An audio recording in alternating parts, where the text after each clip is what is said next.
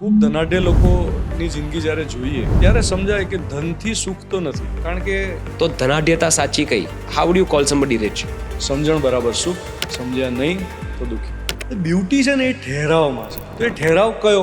બે ક્ષણ વચ્ચેની જગ્યા. તમે વાત કીધી ને ઠહેરાવ આવી ગયો આ કોન્વર્ઝેશનમાં. તો કલ્પના કરો ને એવો સમય કે જ્યારે સૌથી પ્રિય વ્યક્તિ એની સાથે બેઠા છો અને માત્ર એ જે હોવાપણું છે ને, the presence, just the presence. Just the presence, એ પ્રેઝન્સમાં એક વિશ્વાસ છે, હૂંફ છે, સધિયારો છે, સંગાત છે, કોઈની સાથે હોવું, બસ એમાં પ્રેમ છે. Why are you here now? Why are you again out in public? હવે પાછા લોકોની સામે કેમ ધ્વનિતભાઈ આવ્યા છે? જસ્ટ ટુ ચેક કે મને આવડે છે કે નહીં, મને સમજણ પડી કે નહીં.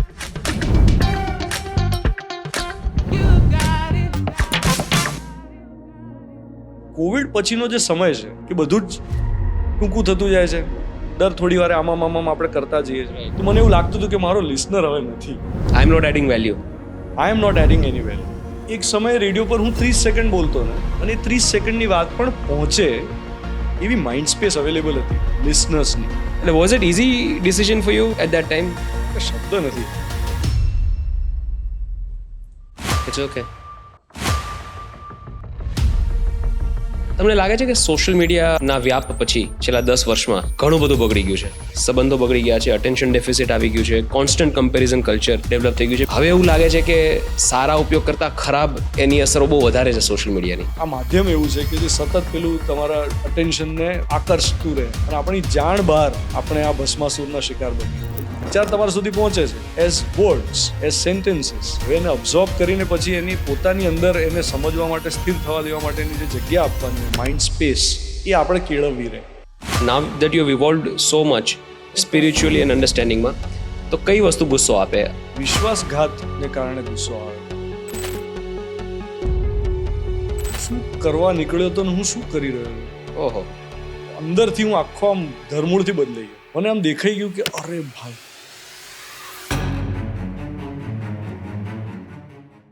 નમસ્કાર દોસ્તો, સ્વાગત છે આજના ખાસ એપિસોડમાં.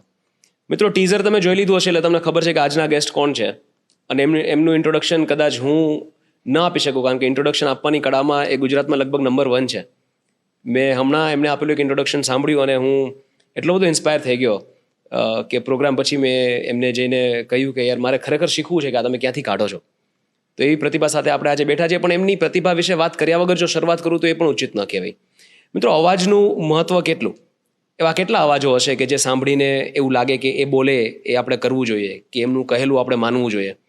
આંગળીના વેઢે ગણી શકીએ એવા અમુક અવાજો હશે કે જે બોલે ને આપણને કંઈ કરવાનું મન થાય. મિત્રો, આમનો અવાજ કંઈક એવો છે. એમની વિશે જ્યારે વાત થાય ત્યારે સૌથી પહેલાં ઉલ્લેખ એમના અવાજનો થાય. અમદાવાદનો સૌથી ફેવરિટ અવાજ, ગુજરાતનો સૌથી ફેવરિટ અવાજ. પણ મારું મંતવ્ય થોડું આમાં અલગ છે. આઈ ડિસએગ્રી વિથ ઇટ. મને એવું લાગે છે કે અવાજ થોડી વધારે પડતી ક્રેડિટ લઈ જાય છે. અવાજ ત્યારે લોકપ્રિય બને જ્યારે વાતમાં દમ હોય, વાત કહેવાની કળામાં દમ હોય. એટલે આ બધી જે વસ્તુઓ, આર્ટિક્યુલેશન, ડેપ્થ, એની જે ગંગોત્રી છે, એનો જે સ્ત્રોત છે એ છે ઇન્ટેલેક્ટ. અને આજે આપણે એમના ઇન્ટેલેક્ટને સમજવાના છે, એટલે કે એમને સમજવાના છીએ. તો ધ્વનિતભાઈ, welcome to my show. Really happy to have you. અને ઘણા સમયથી હું વાટ જોતો હતો કે મને આ કોન્વર્ઝેશન કરવા મળે અને મને મારા સવાલોના ઘણા જવાબ મળે. તો આજે હું એક નાનો ભાઈ અને શિષ્ય બનીને તમારી સામે બેઠો છું અને તમારે એવી રીતે મને જવાબો આપવાના છે. ખૂબ ખૂબ ખૂબ આભાર જય. સંબોધન ખૂબ મહત્વનું છે અને એમાં તમે મને નાના ભાઈ તરીકે સંબોધન કરવાની તક ઊભી કરી આપી. આજે તમે અત્યારે જે માળખું ઊભું કર્યું અત્યારે વાતચીતનું, સંવાદની જે પૃષ્ઠભૂમિકા છે, એમાં હું સંતુષ્ટ છું, કારણ કે હવે હું જે પણ વાત કહીશ એ ભાઈ તરીકે કરીશ. યસ. નહીં તો અત્યાર સુધી એવું થતું કે કોઈ પણ સંવાદ કરીએ ત્યારે કોની સાથે વાત કરીએ છીએ, રાઈટ, અને એ વાત જે થઈ રહી છે, એ જે જોનાર વ્યક્તિઓ છે એ કયા દૃષ્ટિકોણથી જુએ છે એ વિશે કોઈ કલ્પના કરવી પડતી હોય રાઈટ. વાતચીત કરતા પહેલા. હવે મારે કલ્પનાની જરૂર નથી, આપણે બંને વાસ્તવિકતાની ધરતી પર છે. યસ. તો મજા છે. બોલો ભાઈ. યસ. તો આજે તમને સમજવા બેઠા છીએ તો હું તો કોઈ સવાલનું લિસ્ટ એવું કંઈ લઈને બેઠો નથી. સવાલો તો આજે નહીં ઘટે. ઘટશે તો માત્ર 2 વસ્તુ, એક સમય અને બીજું મારા કેમેરાની મેમરી. તો શરૂઆત ત્યાંથી કરીએ ધ્વનિતભાઈ, કે કેમ હવે ધ્વનિતભાઈ વાત કરવા રેડી છે? Why are you here? If I can ask you as point blank as that why are you here now? Why are you again out in public? હવે પાછા લોકોની સામે કેમ ધ્વનિતભાઈ આવ્યા છે? તો રેડિયો થકી જે પણ પ્રત્યાયન થયું, જે પણ વાતો આખા શહેર સુધી પહોંચાડવાની મને જે ઓપોર્ચ્યુનિટી મળી, એ આખા દીર્ઘ કાર્યકાળ દરમિયાન મને કામ કરવાનો તો ખૂબ સંતોષ રહ્યો, અને સંતોષ સાથે જ મેં માઇક્રોફોનને અલવિદા કહ્યું. પછીનો જે ભાગ હતો એમાં જે પેલો ખાલીપો હતો ને, જે ભરવા માટે હું નીકળ્યો હતો, રેડિયોની જર્ની જ્યારે શરૂ કરી ત્યારે મને થોડી ખબર હતી કે આવું થઈ જશે મારી સાથે, કે જેમાં હું અનેક એવા લોકો સાથે જોડાઈશ કે જેમને હું ક્યારે મળ્યો જ નથી. એક એવું માધ્યમ મને મળશે જેના થકી હું મારી જાતને ઓળખી શકીશ. એટલે રેડિયોએ મને એ તક પૂરી પાડી. મારી અંદર રહેલી કાળાશ, મારી અંદર રહેલું અજવાળું, જે મને આગળથી ક્યાંકથી મળ્યું હોય, કારણ કે આપણી અંદર રહેલો અજવાળાનો અંશ જે છે એ તો સદીઓ જૂનો છે, પેઢી દર પેઢીથી ચાલતો આવે છે. આપણને એવું લાગે કે આ મારું છે, એ મારું અજવાળું તો છે નહીં, મારી પહેલાંથી માનવ ચેતનામાંથી આવેલું અજવાળું છે. તો એને પણ પારખવાનો પ્રયત્ન કરતો હતો, મારી પોતાની કાળાશને પણ હું પારખવાનો પ્રયત્ન કરતો. રેડિયોએ મને આ ઉલેચવાની તક તો આપી. સાથે સાથે શું થયું કે આખી જે આ દોડ હતી ને, એમાં મને પદ, રૂપ, બળ, ધન, યશ, સામાજિક પ્રતિષ્ઠા, આ બધા ઓછા વધતા પ્રમાણમાં મારી ઈચ્છા પ્રમાણે જે પણ મેં ચેઝ કરવાનો પ્રયત્ન કર્યો હોય એ રીતે મળ્યા, ઓછા વધતા. પણ જ્યારે જ્યારે પણ મળ્યા તો એની તૃપ્તિ લાંબી ટકી નહીં. તો દરેક વ્યક્તિને એક પોઈન્ટ ઉપર પહોંચીને એમ થાય કે આ બધું શું, શેના માટે આટલું બધું, એમ આ બધી આપણે આજે ચેઝ કરી રહ્યા છીએ. તો નસીબદાર હું હતો કે મને એક એવી ક્ષણે મને એવું દેખાયું કે આ બધું છે મારી પાસે, કે જેમાં હું કોઈ સંપત્તિ પણ ધરાવું છું, સામાજિક કોઈ પદ પણ ધરાવું છું, મારા પરિવારમાં પણ સંબંધો ખૂબ સરસ છે, પ્રેમાળ લોકો મળ્યા છે મને, મિત્રોથી લઈને સ્વજનો સુધી, પરિવારજનો સુધી. પણ એક બીજો ખાલીપાનો એક ભાગ છે, એ મને દેખાઈ ગયો. મને થયું કે આ એક ભાગ એવો છે કે જેને ભરવા માટે મને કંઈ મળી નથી રહ્યું. હવે ખાલીપો શેનો છે? તો બાળપણથી લઈને મારો એક જ સવાલ રહ્યો હતો, જેટલા પણ મેં એન્ડેવર્સ કર્યા, જેટલા પણ કામો કર્યા, મારી જિજ્ઞાસા એ હતી કે હું કેમ છું અહીંયા, આ બધું છે શું, અને હું અહીંયા કેમ આવ્યો છું, અને મારે કરવાનું શું છે? The fundamental questions: who am I? What is all this? And what am I supposed to do? Purpose. What am I supposed to do with people? What am I supposed to do with things, materials? And what are things and materials? Why do they exist? What is existence? And what is my role in the existence? હવે આના જવાબો અત્યાર સુધીમાં માનવજાત પાસે જે છે, લાખો વર્ષોથી જે આપણી માનવ સંસ્કૃતિનો પ્રવાહ રહ્યો છે, એમાં જે પણ સત્યાન્વેષણ થયા છે, જેટલા લોકોએ સત્યની ખોજ કરી હોય, આ જવાબો સુધી પહોંચવાનો પ્રયત્ન કર્યો હોય, એને આપણે બે રીતે મૂલવ્યા છે. એક આધ્યાત્મિકતા, અને બીજું એ આધ્યાત્મિકતાનું જીવન જીવવાનું, જીવનશૈલીનું રૂપ. બરાબર? આ રીતે આપણે એને એનાલાઇઝ કર્યું છે. એમાં મારી પણ એક જર્ની રહી છે આધ્યાત્મિકતાની, પણ તે છતાં મને જવાબો તૃપ્ત નહોતા કરી રહ્યા. છેવટે મને એવું લાગતું હતું કે બધું રહસ્યમાં જઈ રહ્યું છે. કોની પાસેથી જવાબ, કોની પાસેથી લેવા જવાબો, ક્યાંથી? એટલે અગેન હું એવું માનું છું કે કંઈક તો સંયોગ એવો થયો કે એ ખાલીપો ભરવાની જગ્યા મને મળી. મને એવું લાગ્યું કે અહીંથી મને જવાબો મળશે, અને મેં એમાં અધ્યયન શરૂ કર્યું. અધ્યયનના ક્રમમાં શરૂઆતનો જે તબક્કો હતો એમાં આઈ થિંક વેરી ડિફાયન્ટ. મને એમ થતું કે એવું થોડી હોય યાર, બધા જવાબો અહીંથી મળી જાય, કોઈ એવું કંઈ ક્યાંથી હોય એમ. મને પણ એડ્રેસ આપો. આવું તો હોય જ ના શકે. પણ practical, logical, verifiable answers, practicable answers જો તમને મળતા હોય, અને હું એવું જોઈ શકું મારી અંદર રિફ્લેક્શન જ્યારે કરું કે હા, આ તો પ્રેક્ટિસેબલ છે, આ એવી કોઈ વાત નથી કે જે કોઈ આદર્શવાદની વાત છે. આપણને જનરલી આદર્શવાદ છે ને બહુ ડરાવે, અને એટલા માટે આપણે શું કરીએ ખબર છે કે કોઈ પણ આપણને એમ કે આવું કરવું જોઈએ જોઈએ જોઈએ, જેવું કોઈ જોઈએ વાળી વાત આવે ને એટલે આપણી બારી બારણા બંધ થઈ જાય નેચરલી કોઈ બી બીજા માણસ, હું તમને એમ કહું તમારે આવું કરવું જોઈએ, રેઝિસ્ટન્સ આવી જાય તરત. પૂરું થઈ ગયું. Yeah, નાના બાળકને પણ એ સ્વીકાર્ય નથી હા હોતું. હા જોઈએ જોઈએ વાળી વાત નહીં. રાઈટ. તો આમાં જોઈએ જોઈએ વાળી વાત નથી, પણ શું છે એની વાત છે. તો એ જવાબો મને મળતા ગયા, હું એને જોતો ગયો, અને જોવાના ક્રમમાં મને એક સમય એવું લાગ્યું કે જો મને ખરેખર સમજ પડી હોય તો એનું એક જ પ્રમાણ છે. પહેલું મારું આચરણ, અને બીજું જો હું તમને સમજાવી શકું તો. કોઈ પણ શિક્ષક હોય તો એ શિક્ષકને આવડે છે એનું પ્રમાણ શું છે કે એ વિદ્યાર્થીને સમજાવી શકે. રાઈટ. કોઈ માતા પિતા પાસ ઓન કંઈક કરે છે, કંઈક બાળકને સમજાવી શકે, નહીં તો બાળક શું કરે, આમને જ સમજ નથી પડતી. તો મારે મારી જાતનું મૂલ્યાંકન કરવું હોય તો બે રીતે થઈ શકે. એક, મારા સંબંધોમાં, મારા કાર્ય વ્યવહારમાં, અને બીજો ભાગ કે હું પાસ ઓન કરી શકું છું કે નહીં. તો એના ભાગરૂપે મને એવું લાગ્યું કે મારે એવા લોકો જે મારા જેવા જ છે, બધા મારા જેવા છે આમ તો, પણ એવા લોકો જેમને ખરેખર આ જિજ્ઞાસા છે એમના સુધી પહોંચવું પડશે. અને પહોંચવાના ક્રમમાં મને એવું લાગ્યું કે એક આ સોશિયલ મીડિયા નામનું એક માધ્યમ છે જેના થકી માત્ર માહિતી આપી શકાય. માહિતીનું આદાન પ્રદાન ચોક્કસ થઈ શકે, પણ એ સિવાયની બીજી કોઈ વાત કરવા જઈએ તો એ એટલી તીવ્રતાથી પહોંચે એવું જરૂરી નથી, કારણ કે બધું સરફેશિયલ છે. ત્યાં સોશિયલ મીડિયા પર બધું આમ સરફેસ પર થાય છે, કશું આમ ભીતર ઉતરતું નથી. પેનિટ્રેટ થવું બહુ અઘરું છે. તો પેનિટ્રેટ થવા માટે રૂબરૂ વાત કરવી પડે. મારે કોઈ વિચારને રજૂ કરવો હોય, એ વિચાર વિશે મારો દૃષ્ટિકોણ રજૂ કરવો હોય, અને મારે એવું જોવું હોય કે એ રજૂ કરતાં કરતાં મારી દૃષ્ટિમાં પરિમાર્જન આવે છે કે નહીં, અને હું જેની સામે રજૂ કરી રહ્યો છું એને એ વાત પહોંચે છે કે નહીં. તો એટલા માટે પ્રસ્તુત થવાનું મેં નક્કી કર્યું. સો જસ્ટ ટુ ચેક કે મને આવડે છે કે નહીં,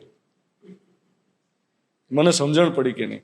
કારણ કે માણસ, મને એવું લાગે છે કે આપણું બધાનું જીવન ધ્યાનથી જોઈએ તો એમાં આખો દિવસ આપણે કરીએ છે શું, સમજીએ છીએ અને સમજાવીએ છીએ. આખો દિવસ જે પણ કંઈ કરીએ છીએ એમાં પાયામાં આટલું જ છે, સમજીએ છીએ અને સમજાવીએ છીએ. ઘણા બધા પાયાના ક્વેશ્ચન્સ તમે જે વાત કરી એમાંથી ઊભા થાય કે અગર આરજે ધ્વનિત શબ્દ એટલા માટે યુઝ કરું કારણ કે it was a thing back then, it is still a thing. અગર એને એવો વિચાર આવે કે કંઈક નથી, કંઈક ખાલીપો છે, બધું જ છે, પદ છે, પ્રતિષ્ઠા છે, નામ છે, મોનિટરીલી ઓલ્સો વેલ સેટિસ્ફાઈડ, પ્રેમાળ લોકો મળ્યા છે, જીવન બધી રીતે હર્યું ભર્યું છે, છતાં એવો વિચાર આવે કે કંઈક ખૂટે છે. તો મેં હમણાં જ એક વાંચેલું કે spiritual emptiness of the achievement focused life, જે અત્યારે બધાની થઈ ગઈ છે, અચીવમેન્ટ ફોકસ લાઈફ, કે બધા કોઈને કોઈ અચીવમેન્ટ ચેસ કરે છે, એક મળી જાય તો બીજું, બીજું મળી જાય તો ત્રીજું. એટલે એમાં જે સ્પિરિચ્યુઅલ એમ્પ્ટીનેસ, આધ્યાત્મિકતા, સ્પિરિચ્યુઅલ આજના જમાના પ્રેક્ટિકલી અર્થ થોડો અલગ રીતે પણ લોકો લે છે કે પોતાની જાતને થોડા વધારે સમજી શકે, પોતાની જાતને કંટ્રોલમાં, વિચારો કંટ્રોલમાં રાખી શકે. તો એ ખાલીપો તો લગભગ બધાને છે ધ્વનિતભાઈ, મને પણ છે, અને હું એવા ઘણા બધા, ઇનફેક્ટ હું જેટલાને ઓળખું છું બધાને છે. Most of the people I know are clueless, including me, કે હવે શું જોઈએ છે એ ખબર નથી, અને જો ખબર છે તો ત્યાં સુધી કેવી રીતે જવું એ ખબર નથી, ને જવા નીકળે તો ડિસ્ટ્રેક્શન્સ એટલા બધા છે કે ક્યાંક બીજે જ પહોંચી જાય છે. તમે કીધું સોશિયલ મીડિયામાં પેનિટ્રેટ થવું અઘરું છે, અઘરું એટલા માટે છે કારણ કે તમે માણસ હજી કંઈ સમજવાનું શરૂ કર્યું હોય ત્યાં 1.5 મિનિટમાં કંઈક બીજું આવી જાય છે, તમારું અટેન્શન લેવા, પાછું ત્રીજું આવી જાય છે. તો આ ખાલીપાને થોડો સમજીએ કે કેવી રીતે આવે, આ કેવી રીતે સમજવું કે હું એ સ્ટેજમાં છું કે નાવ આઈ નીડ આન્સર્સ. આની પર મેં કંઈક લખ્યું છે. પહેલા તો ખાલીપો શું છે એને પકડી લઈએ. તમારે સાંભળવું છે? હા, પ્લીઝ પ્લીઝ. દૃશ્ય છે ચળકતી બ્લેક એસયુવી, ખુલ્લો કાળો પગ દઝાડતો ડામરનો હાઈવે, ઝૂમ કરીને પૂરપાટ દોડતી એસયુવી, હાથ અડે તો ખાસું ચચરે એવું એસયુવીનું બોડી, 18 પર મૂકેલું એસી, હોલ્ડરમાં ચિલ્ડ કોલ્ડ કોફીનો કપ, ડિવાઈડર પર ઝૂમતી અને ઝઝૂમતી જાંબલી ફૂલોની બોગનવેલ, શહેરમાં જોવા ન મળતી બકરીઓનું ટોળું, ચરાવવા લઈ જનાર ખભે લાંબી ડાંગ લઈને ચાલતો લબરમૂછિયો ભોળો તરુણ, વરિયાળીના ખેતરો, અને હવે માનવ વસવાટની નિશાની કૂતરા. ગામના સાંકડા રસ્તે મારેલો ટર્ન અને કૂતરાએ ભસીને આપેલું વેલકમ, કારના ચળકતા કાળા રંગને સ્ક્રેચ ન લાગે એ ડરથી કૂતરાને પાછળ છોડી દેવા દબાવેલું એક્સિલરેટર, કૂતરાની અનહદ ભસાભસ અને ગજબ સ્પીડ, વોટ અ ચેઝ. ખાડો આવતા અચાનક વાગેલી બ્રેક, સડનલી ઊભી રહી ગયેલી એસયુવી. લે આ શું, હવે શું કરવાનું એવું વિચારતા મૂંઝાઈ ગયેલા કૂતરા, એકબીજાની સામું જોતા કન્ફ્યુઝડ કૂતરા, કારના ટાયરને સૂંઘી, અરે આમાં કાંઈ મજા નથી, આવ ખોટા દોડા કર્યા, ચેઝમાંથી ઇન્ટરેસ્ટ ઉડી ગયેલા ભાવ સાથે હાલો હવે પાછા એમ કરતા પાછા વળી ગયેલા કૂતરા. જે ચાહો તે મળી જાય પછી મારી જિંદગીની આવી ડોગ ચેઝીસ કઈ કેટલી? Is the pursuit pointless or is there a purpose? But isn't that a human nature? મતલબ we here to pursue, right? Otherwise evolution જે છે, and I am sure once you reach somewhere. અને મારે તમને એક question એ પણ પૂછવો હતો કે જે તમને ખાલીપો આવ્યો, કેમ લાગે કંઈક ઘટે છે, ઘણીવાર people are ambitious, people who are evolved, people who are skilled, very well skilled, એ લોકોને ક્યારેક એક ડિસેટિસ્ફેક્શન હોય કે યાર મારું પોટેન્શિયલ છે ને એ કમ્પ્લીટલી રિયલાઇઝ નથી થયું હજી, કે હવે હું એક એવા લેવલ પર છું અને હું એવી જગ્યાએ છું કે અહીંયા મારું પોટેન્શિયલ રિયલાઇઝ નથી થતું. મને એવું લાગે છે કે હું આના કરતાં વધારે કરી શકું, but this place is not allowing me, this circumstance where I am, in which I am, is not allowing me. તો ત્યારે પણ એક ડિસસેટિસ્ફેક્શન આવવાનું શરૂ થાય. અને જો તમે ત્યાં થોડા સમય વધારે રહી જાઓ પછી ત્યાંથી નીકળવું પણ અઘરું થઈ જાય. તો એવી કોઈ ઘટના હતી? તો હું એમ પહેલાં જેમ મેં શરૂઆતમાં કહ્યું એમ કે રેડિયોના માધ્યમથી જે પણ મેં કોમ્યુનિકેશન કર્યું, એના થકી જે પણ કામ થયું, જે પણ સંવાદો થયા, જેટલા પણ લોકોને હું મળ્યો, એમાં હું તૃપ્ત હતો. એમાં એ કામની અતૃપ્તિ નહોતી મને, પણ એક સમય મને એવું દેખાતું હતું કે હવે મારી જરૂર નથી. અચ્છા, I am not adding value. I am not adding any value. મારી જરૂર નથી હવે. મારી જરૂર નથીનો અર્થ શું? કે એક સમયે રેડિયો પર હું 30 સેકન્ડ બોલતો ને, તો મેં તો લિસનરને જોયો નથી, રાઈટ? હું ખાલી મારા સ્ટુડિયોમાંથી બોલી રહ્યો છું અને એક સાથે કોઈ કારમાં, કોઈ કિચનમાં, કોઈ બાથરૂમમાં, કોઈ ડ્રોઈંગ રૂમમાં, સવારના સમયે કોઈ બાળકને ડ્રોપ કરવા માટે જતી વખતે, ઓફિસ જતી વખતે, પેટ્રોલ પંપ ઉપર, ક્યાંય પણ કોઈક સાંભળી રહ્યું છે અને 30 સેકન્ડની વાત પણ પહોંચે એવી માઇન્ડ સ્પેસ અવેલેબલ હતી લિસનર્સની. એટલે એ 30 સેકન્ડમાં હું જે બોલ્યો, બે ગીતની વચ્ચે, આટલી બધી જાહેરાતોની વચ્ચે કોઈ એક વિચારને મેં વહેતો કર્યો, તો એ વિચાર ઝીલી શકે એવું એબ્ઝોર્બન્ટ માઇન્ડ અવેલેબલ હતું. પણ કોવિડ પછીનો જે સમય છે, આમ તો મેં 2014માં જ આ પારખી લીધું હતું કે આ હવે અટેન્શન વાળો જે ભાગ છે કે જેમાં કોઈ ધ્યાનથી સાંભળે, ધ્યાનથી સાંભળવાની ઘટના જઈ રહી છે. અને એનું પ્રમાણ શું છે કે હવે એક સમયે ગીતો 6-6.5 મિનિટના બનતા. આપણે જન્મે પહેલાંના જે ગીતો છે એ 3-4 અંતરાના ગીતો હતા અને એ દરેક અંતરો એના ઇન્ટરલ્યુડ સાથે લોકોને યાદ રહેતો. હવે આપણે જે ગીતો અત્યારે ગ્રહી રહ્યા છીએ એ બધા નાના નાના અંતરાવિહીન અથવા તો કોઈ ખાસ મ્યુઝિકલ એલિમેન્ટ વગરના, કંઈ યાદ ન રહે એ પ્રકારનું. એટલે એક સાથે બે ઘટના થઈ છે કે બધું જ ટૂંકું થતું જાય છે. ધ્યાન જે છે ધ્યાન રહેતું નથી. તમે કહ્યું કે દર થોડી વારે આમાં આપણે કરતા જઈએ છીએ. સો અટેન્શન ડેફિસિટ જે છે એ એટલી બધી વધારે છે. એમાં મને એમ થયા કરતું હતું કે હું કેવી રીતે વાત કરું, કોની સાથે વાત કરું. અને જો મારે એવી વાત કેવી હોય કે જે વધારે અટેન્શન માંગે છે, મારું અને તમારું બંનેનું, મને એ વાત લખવામાં જો 5-6 કલાક થાય અને રેડિયો પર એ બોલવામાં મને 3-3.5 મિનિટ થાય, તો મને તોય મને નથી ખબર કે આમાંથી પહોંચી કેટલું રહ્યું છે. તો એ એક પ્રકારનું જે પહેલા મને સાફલ્ય અનુભવાતું હતું, ગટ ફિલિંગ આવતી હતી કે હા પહોંચી વાત, ઝીલાઈ જશે. હે ને. હવે એ નથી પહોંચતી. જ્યારે ઝીલનાર નથી એને, તો મને એવું લાગતું હતું કે મારો લિસનર હવે નથી, અને એટલે મને એવું લાગતું કે મારી જરૂર નથી. હવે ઘણા મને એવું પૂછે કે તું કયા આધારે એવું કહી શકે, who gives you the right to say that you know your listener is not there. તો મારો એક જ આધાર છે, જે આધારે હું પહેલા કહેતો હતો કે મારો લિસનર છે, મને ખબર છે કે હું જે બોલું છું એ કેવી રીતે ઝીલાઈ રહ્યું છે, એ ગટ ફિલિંગના આધારે હું કમ્યુનિકેટ કરતો હતો. બસ એ જ ગટ ફિલિંગ મને કહેતી કે હવે મારી જરૂર નથી. તો એક ભાગ એ થયો, અને બીજો ભાગ એ હતો કે ભાઈ જરૂર છે માન લો કે, પણ મારે શું કહેવું છે, હું પોતે સ્પષ્ટ છું કહેવા બાબતે, શું ખરેખર મારી પાસે જવાબ છે. આ બીજો એક બહુ મહત્વનો ભાગ કે જેમાં મને એમ થતું કે હું જે વિચારું છું, હું જે બોલું છું અને હું જે કરું છું, આ ત્રણેયમાં કોઈ હાર્મની છે કે ગેપ છે. હું જે ખરેખર વિચારું છું એ જ હું બોલું છું, હું જે બોલું છું એ હું કરું છું. જો આ ત્રણમાં કોઈ પણ ગેપ હોય ને, તો મને એવું લાગતું હતું કે હું હિપોક્રિટ છું. અને મને એવો વિચાર આવ્યો હતો કોવિડ દરમિયાન એક ક્ષણે કે આમાં તો કોઈની પણ વિકેટ પડે છે યાર. તો માની લો કે આગલી ક્ષણે હવે હું નથી, તો હું શું લઈને મર્યો?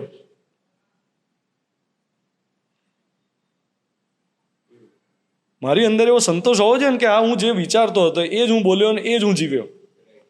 પણ જો મને એવું દેખાતું કે આમાં ગેપ છે.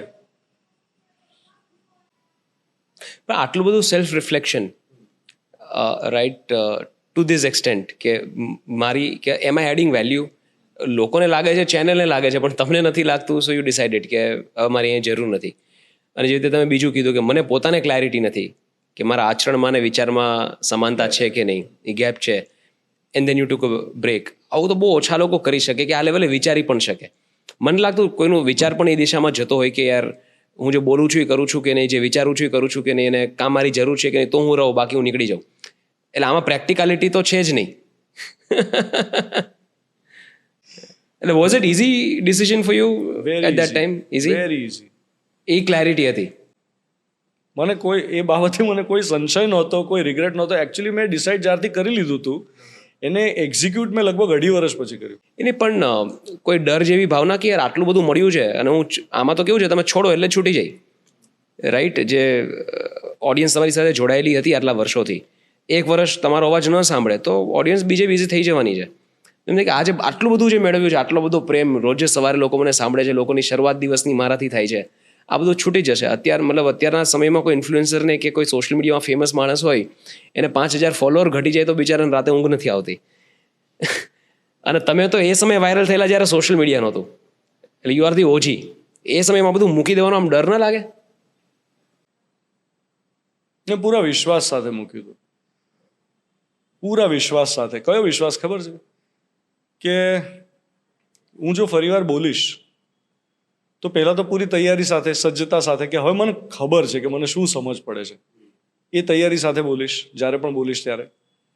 એટલે એ જો મેં જે વિચાર સાથે મૂક્યું હતું કે મારા આચરણમાં નથી, જો મારા આચરણમાં આવી જાય તો આપમેળે કમ્યુનિકેટ થશે.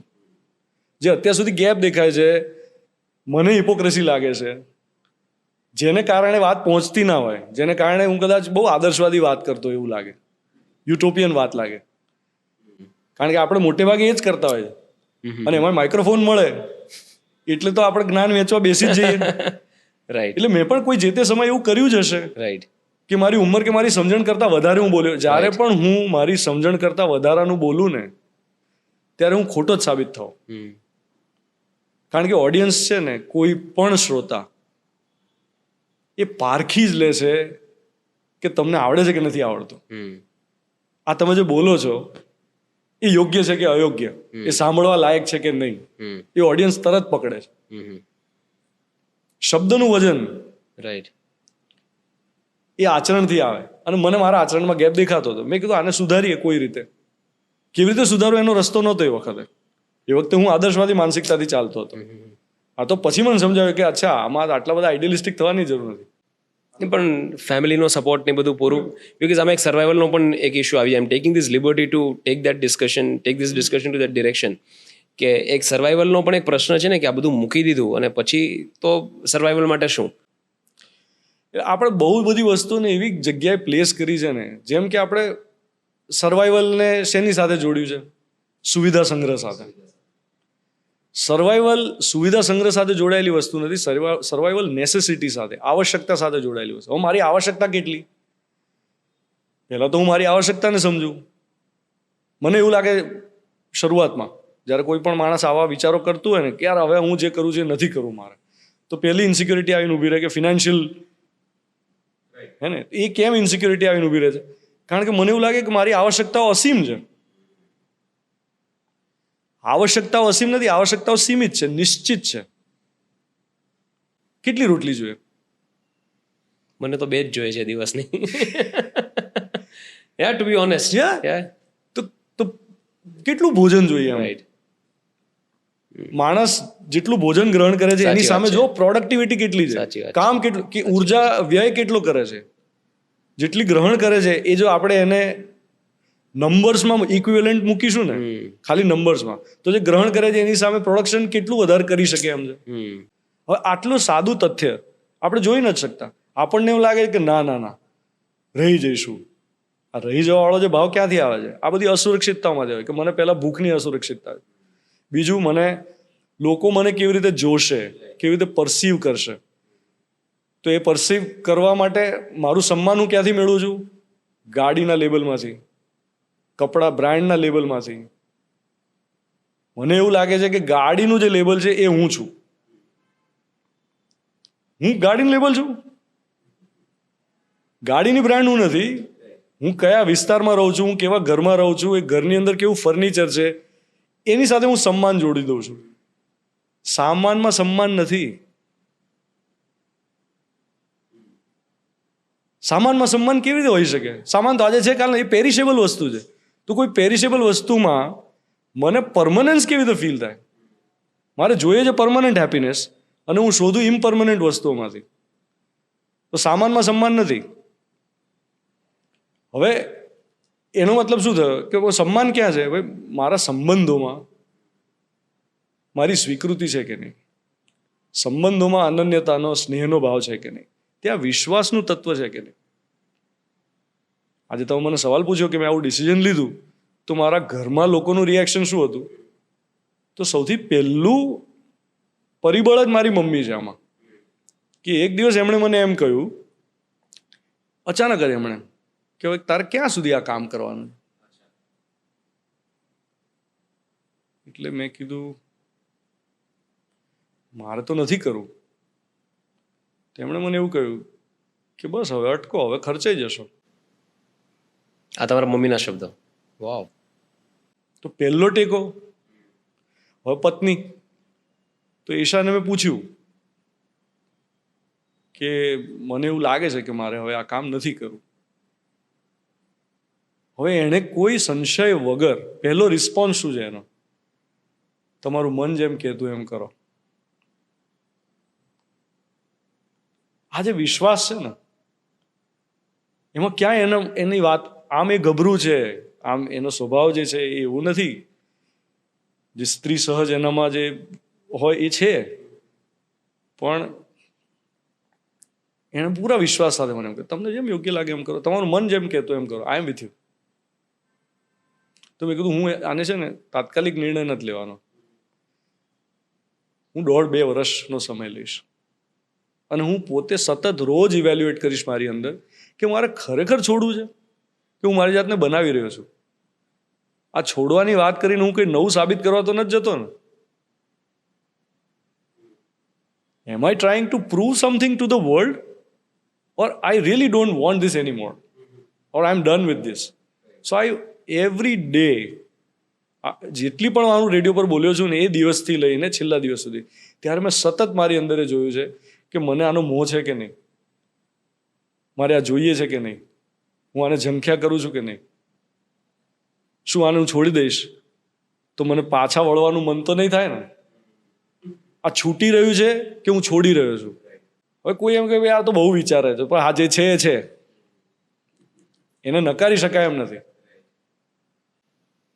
પણ એ ક્લેરિટી ક્યારે આવી ગઈ કે હવે ઇટ્સ એનફ, કે ના, હવે મને કમ્પ્લીટ ક્લેરિટી છે કે મારે છોડવું છે અને for the betterment of the platform for me for everyone હું આ ન કરું તો વધારે સારું. એ ક્લેરિટી કયા પોઈન્ટ પર આવી ગઈ? મારી બીજી દીકરીના જન્મ પછી કેમ? મને એવું લાગ્યું કે મારે એને સમય આપવો છે ખૂબ. એને મળીને મને એવું લાગ્યું હતું કે મારે આની સાથે રહેવું છે, મારે આને વધારે સમય આપવો છે. તો કૃષ્ણવીને તો મેં સમય આપ્યો જ હતો, પણ મને ઘણા સમય સુધી એવું લાગ્યું હતું કે હું મારા બીજા મતલબ ફિલ્મો અને આ ને તેને બીજી વ્યસ્તતાઓમાં અમુક વસ્તુ ચૂકી ગયો હતો. તો મને એવું થયું કે જયશ્રીના કેસમાં મારે રિગ્રેટ નથી જોઈતો. મારે એવી વ્યક્તિ બનવું જ નથી 10 વર્ષ પછી કોઈ મને કહે તો હું એને કહું કે હા યાર લાઈફમાં બધું મળ્યું પણ છોકરાઓને ટાઈમ ના આપ્યો. મારે એવું એ પોઝિશનમાં જ નહોતું જવું વેર I would 15 years down the line I would regret how I wish I had given more time to my children. તો એક તો એ હતું કે મને એમ થયું કે આને સમય આપું. બીજું એ હતું કે મારે પત્નીને સમય આપવો હતો, કારણ કે મારી મહત્વાકાંક્ષાઓમાં ક્યાંક મને એવું લાગ્યું હતું કે એ જેટલો ન્યાય મારે એ સંબંધ સાથે કરવો જોઈએ શરૂઆતના તબક્કે હું નહોતો કરી શક્યો. એટલે સંબંધ ખૂબ સરસ, પણ મારા તરફથી એક જે મારે એમાં ન્યાય કરવો જોઈએ ને એવું મને લાગ્યું કે હું મારી બીજી બધી પ્રવૃત્તિમાં થોડો વધારે વ્યસ્ત રહ્યો અને ઈગો તો એક એ ભાગ પણ ખરો. અને ત્રીજો ભાગ જે કહ્યું કે મારે મારી પોતાની જિજ્ઞાસા, અને મને એમ થયું કે જો આમાં જો હું રચ્યો પચ્યો રહીશ આ કામમાં તો હું કદાચ મારી જિજ્ઞાસા માટે જે મારે કરવું જોઈએ એ નહીં કરી શકું. So I think there comes a point where you just realize that I don't want this anymore. It's like, અને સાદી સીધી સમજણમાં મૂકીએ તો કેવું છે કે તમે નાનપણમાં ક્રિકેટ રમ્યા છો, ખૂબ રમ્યા હશો, બધા ગલી ક્રિકેટ રમે. There comes a point where you feel that બસ થઈ ગયું, પતી ગયો, હવે નથી રમતા, હવે એમાં એવી મજા નથી આવતી જેવી નાનપણમાં પહેલા આવતી હતી. પછી પતી ગયું, તૃપ્તિ થઈ ગઈ. તો એ એક વૃત્તમાંથી બીજા વૃત્તમાં transcendence. Being able to see your children grow is one of the greatest joys in life, એવું કોઈ કહેલું. અને મોટા ભાગના લોકોનો આ રિગ્રેટ હોય છે કે પોતાના બાળકોને મોટા થતા નથી જોઈ શકતા. મોટા થઈ ગયા પછી આ રિગ્રેટ કરે છે કે યાર આનું બચપન ક્યાં જતું રહ્યું, મને યાદ જ નથી. So you fortunately don't have that regret. Not at all. In fact, yesterday I was telling my wife that I am so content with the time that I have given to both of them. In fact, the kind of things that I did with Krishnavi, એના કરતાં સાવ જુદી જ વસ્તુ મેં જયશ્રી સાથે કરી છે. એટલે બંનેમાં મારો અલગ અલગ અભિગમ રહ્યો છે અને બંનેમાં તૃપ્તિ છે. ખૂબ બધા ગીતો બનાવ્યા, ખૂબ બધી વાર્તાઓ બનાવી. ઓહો, સાવ નિરર્થક વસ્તુઓ કરી હોય એમની સાથે. મતલબ એક એક્ઝામ્પલ આપું, મારા ઘરના આંગણામાં બગીચો જે છે એ બગીચામાં મને એમ થયું કે ખેતી કરું, થોડી પાલક ઉગાડું, મેથી ઉગાડું, ગાજર, કોબીજ. તો એના માટે થોડો ઘાસનો ભાગ હતો એ મેં કઢાવ્યો. તો મારી દીકરી, મોટી દીકરી જ્યારે સ્કૂલેથી પાછી આવી એણે જોયું કે તો કે હવે અમે રમીશું ક્યાં, એટલી રડારોડ બે બાળકો કરે. પછી સાંજ પડી તો હું બહાર પાણી છાંટતો હતો, તે લોકો પાછા રમવા માટે આવ્યા. તે વખતે પાણી છાંટતો હતો, જે ભાગમાં ઘાસ કાઢી નાખ્યો હતો જ્યાં ખેતી કરવાની હતી ત્યાં મેં પાણી ખૂબ બધું છાંટ્યું, એટલે બધું કાદવવાળું થયું. બંને બાળકો ધીમે ધીમે એમનું રમતા રમતા એ કાદવમાં આવ્યા અને પછી કાદવમાં બેઠા અને આખા શરીરે કાદવ ને બધું જ. અને પછી અડધો પોણો કલાક સુધી એ બે રમ્યા જ કરે. પછી હું એમાં જોડાયો અને અમે લોકો કંઈ પણ મસ્તી કરી છે એમ. અને પછી મેં મારી મોટી દીકરીને કીધું, તું તો કહેતી હતી ને કે અમે ક્યાં રમીશું, આ શું કરી રહ્યા છે આપણે ક્યારના. તો આ જે ક્ષણો છે કે જેમાં પછી મેં એમને પાઇપ લઈને નવડાવ્યા. રાઈટ. આની તમે શું પ્રાઇસ ટેગ? પ્રાઇસલેસ. વરસતા વરસાદમાં તમે બાળકો સાથે એમને જ નાહી શકો અડધો પોણો કલાક સુધી, વરસાદને માણી શકો. આને શું પ્રાઇસ ટેગ? કે મારી દીકરી પહેલી વાર કોઈ કેટરપિલરને જુએ અને પછી હું એને કહું કે આને પાંદડા પર લે, તો એ કોઈક સૂકું પાંદડું લે અને પછી એના પાંદડાઓ સુધી જાય, પછી કેટરપિલર આમ ચડે, અને પછી એની આંગળી પર આમ ચડે ને પછી હસવા લાગે કારણ કે ગલી ગલી થાય છે. આની કોઈ પ્રાઇસ ટેગ છે? નથી, ઇમ્પોસિબલ. બાળકો ઘરમાં હોય ને, કોઈ ઘરમાં નાનું બાળક આવી જાય ને એટલે ઘરના લોકોની બધી જે જૂની મેમરીઝ અને જે પહેલા અનુભવો છે બધા રિફ્રેશ થઈ જાય. બિકોઝ હવે તમે એની નજરથી બધું જોવો છો. જેવી રીતે તમે પેલી કેટરપિલરવાળી વાત કરી, એ જે બાળકને જે અનુભવાય છે એ ક્યાંક કોઈ અંશે તમે પણ થોડું ઘણું તો અનુભવ્યું હશે કે એને કેવો આનંદ મળ્યો હશે. એમની નજરથી તમે એ મુમેન્ટને જોવો છો એટલે એની મજા આખી અલગ જ છે. પણ અનફોર્ચ્યુનેટલી આજના સમયમાં in this time of dog chess લોકો એ બધી મુમેન્ટ્સ ભૂલી જતા હોય છે, છૂટી જતી હોય છે. It's a choice that we make and I am not saying that everybody can make a choice like this. જે કદાચ મારા જીવનમાં એવા તબક્કે આવી જ્યારે મારી પાસે ફિનાન્શિયલ ફ્રીડમ હતી. અને ફિનાન્શિયલ ફ્રીડમનો મતલબ શું? જેમ મેં કહ્યું એમ કે ભાઈ તમારી આવશ્યકતા નિશ્ચિત તમે નક્કી કરી શકો છો. મેં નક્કી કર્યું કે મારે આનાથી વધારે નથી કમાવું. આનું એક ઉદાહરણ છે. અમેરિકામાં એક જગ્યાએ હું એક ટોક શોમાં વાત કરી રહ્યો હતો. એના પછી શિકાગો એરપોર્ટ પર મને મૂકવા માટે આવી રહ્યા હતા અને એ ભાઈએ મને એમ કહ્યું કે ધોનીભાઈ આજે મને વધારે ક્લિયર થયું તમારી વાત સાંભળીને. મેં કહ્યું શું? તો કે મારી પત્ની સાથે છેલ્લા કેટલાય દિવસથી ચર્ચા ચાલી રહી છે મારી કે મારે ચેરિટી કરવી છે. અને મારી પત્ની એમ કહે છે કે હજી આપણી પાસે એટલા રૂપિયા નથી, એટલા નાણાં નથી, આપણી બેંક બેલેન્સ એવું નથી કે આપણે ચેરિટી કરી શકીએ. તો કે હવે હું આજે એને જઈને પૂછીશ કે કેટલા ડોલર્સ આપણા બેંક બેલેન્સમાં હશે ત્યારે આપણે ચેરિટી કરી શકીશું. How much is enough? How much is enough? I'll tell you an interesting thing. Sorry, I'm cutting you in between, but એક પિક્ચર છે, I forgot the name of this film. અમેરિકાના એક સમયના ઓઇલ ટાઇકોન, એમનો ગ્રેન્ડસન kidnap થાય છે યુરોપમાંથી, ઇટલીમાંથી kidnap થાય છે. કિડનેપર્સ આના પર બહુ મસ્ત મજાની ફિલ્મ બનેલી છે અને ધીસ અ રિયલ સ્ટોરી. કિડનેપર્સ આની પાસેથી ખંડણી માગે છે. હવે જે છોકરો કિડનેપ થાય છે એની માતા એ એના હસબન્ડથી સેપરેટ થઈ ગયેલી હોય એટલે આ ભાઈને એટલી બધી લાગણી એના ગ્રેન્ડસન સાથે નહોતી કારણ કે બાળક ઘણા સમયથી દૂર. પણ એનો ગ્રેન્ડસન, આટલા મોટા માણસનો ગ્રેન્ડસન કિડનેપ થાય એટલે it becomes a national news અને પછી it's a question of prestige કે આને છોડાવવા માટે શું કરે છે. એટલે કિડનેપર્સ કંઈક 50 મિલિયન જેવી રકમ માગે છે.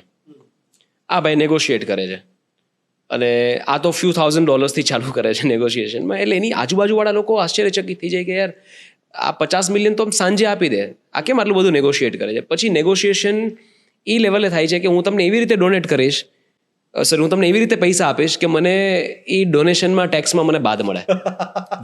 This a real story. હા.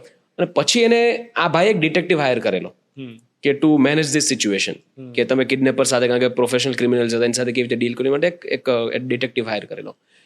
ધેટ પર્સન લૂઝિસ હિઝ કૂલ દેન કે યાર ઇટ્સ યોર ગ્રેન્ડસન અને how much is enough? His answer was મોર. એક બીજો ભાગ છે કે ખૂબ ધનાઢ્ય લોકોની જિંદગી જ્યારે જોઈએ ત્યારે સમજાય કે ધનથી સુખ તો નથી. કારણ કે માન લો કે મારી પાસે 7 BHK છે. 7 BHKમાં જેમની સાથે રહું છું એ સંબંધમાં હું સુખી નથી તો મને 7 BHKનું એક પણ એલિમેન્ટ સુખ નહીં આપે. ફોર એક્ઝામ્પલ, હું મજાકમાં કહેતો હોઉં છું કે ભાઈ તમે એવા માણસ છો કે 5માં પૂછાવ છો અને દરેક જગ્યાએ તમને ફ્રન્ટ રોમાં સ્થાન મળે છે અને તમે રિબીનો કાપો છો અને તમે ઘરે જ્યારે પહોંચો અને તમારી પત્ની આમ ટેબલ પર ચાનો કપ મૂકીને એમ કે લો ગળચો, તમારો દીકરો તમને એમ કે તમે છે ને યાર મારી લાઈફમાં મગજમારી ના કરો, મારે નથી કરો તમારો ધંધો, મારે જે કરવું છે ને એમાં મને કોઈ સલાહ ના આપો. તમે દર વખતે તમે તમારા જૂના જમાનો લઈને બેસી જાઓ છો, અમારા ટાઈમે નથી સાંભળવું તમારા ટાઈમે શું થતું. તો તમે ગમે એવા પદ્મશ્રી હો, શું થાય તમારું? એટલે સંબંધ મજબૂત ના હોય ને, કોઈ પણ સંબંધ, તો એની પીડા એ માણસને જંપવા ના દે. સમજી લો સંબંધ પણ બરાબર નથી. હવે બધી વસ્તુ આપણા હાથમાં નથી. સંબંધો બીજા લોકો કેવી રીતે આપણી સાથે રાખે છે it depends a lot on them to. એમાં પણ અગર પ્રોબ્લેમ છે તો ધનાઢ્યતા સાચી કઈ? How do you call somebody rich? જેનામાં સમજણ છે એ સુખી. સમજણ બરાબર સુખ, સમજ્યા નહીં તો દુઃખી. સમજણ એટલે શું? આની ઉપર એક પીસ લખ્યો છે મેં. આપણે માણસો હાલરડા પણ ગાઈએ ને મરશિયા પણ. આપણે માણસો બોમ્બ પણ બનાવીએ ને ડાયપર પણ. આપણે માણસો આંગળીથી આંગળી ઝાલીએ, એ જ આંગળીથી પારણું ઝુલાવીએ અને એ જ આંગળીથી ટ્રિગર પણ દબાવીએ. આપણે માણસો. છાપું ચાવી જતી ગાય. છાપું ચાવી જતી ગાય અને આપણી વચ્ચે કોઈ તફાવત નથી, કારણ કે બંનેને છપાયેલા સમાચારો દુઃખી કરતા નથી. સામે થાળી, હાથમાં કોળિયો અને આંખ સામે સ્ક્રોલ થતા યુદ્ધના સમાચારો. અને આપણે માણસો. સમસ્યાનો સ કે સમજણનો સ હજુય નક્કી ન કરી શકતા આપણે માણસો.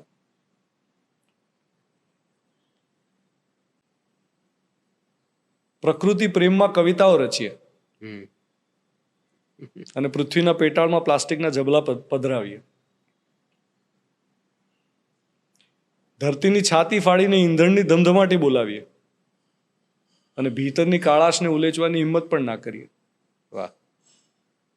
ઓછું આપીને વધુ લઈ લેવાની વૃત્તિથી પીડાતા આપણે માણસો. વાહ.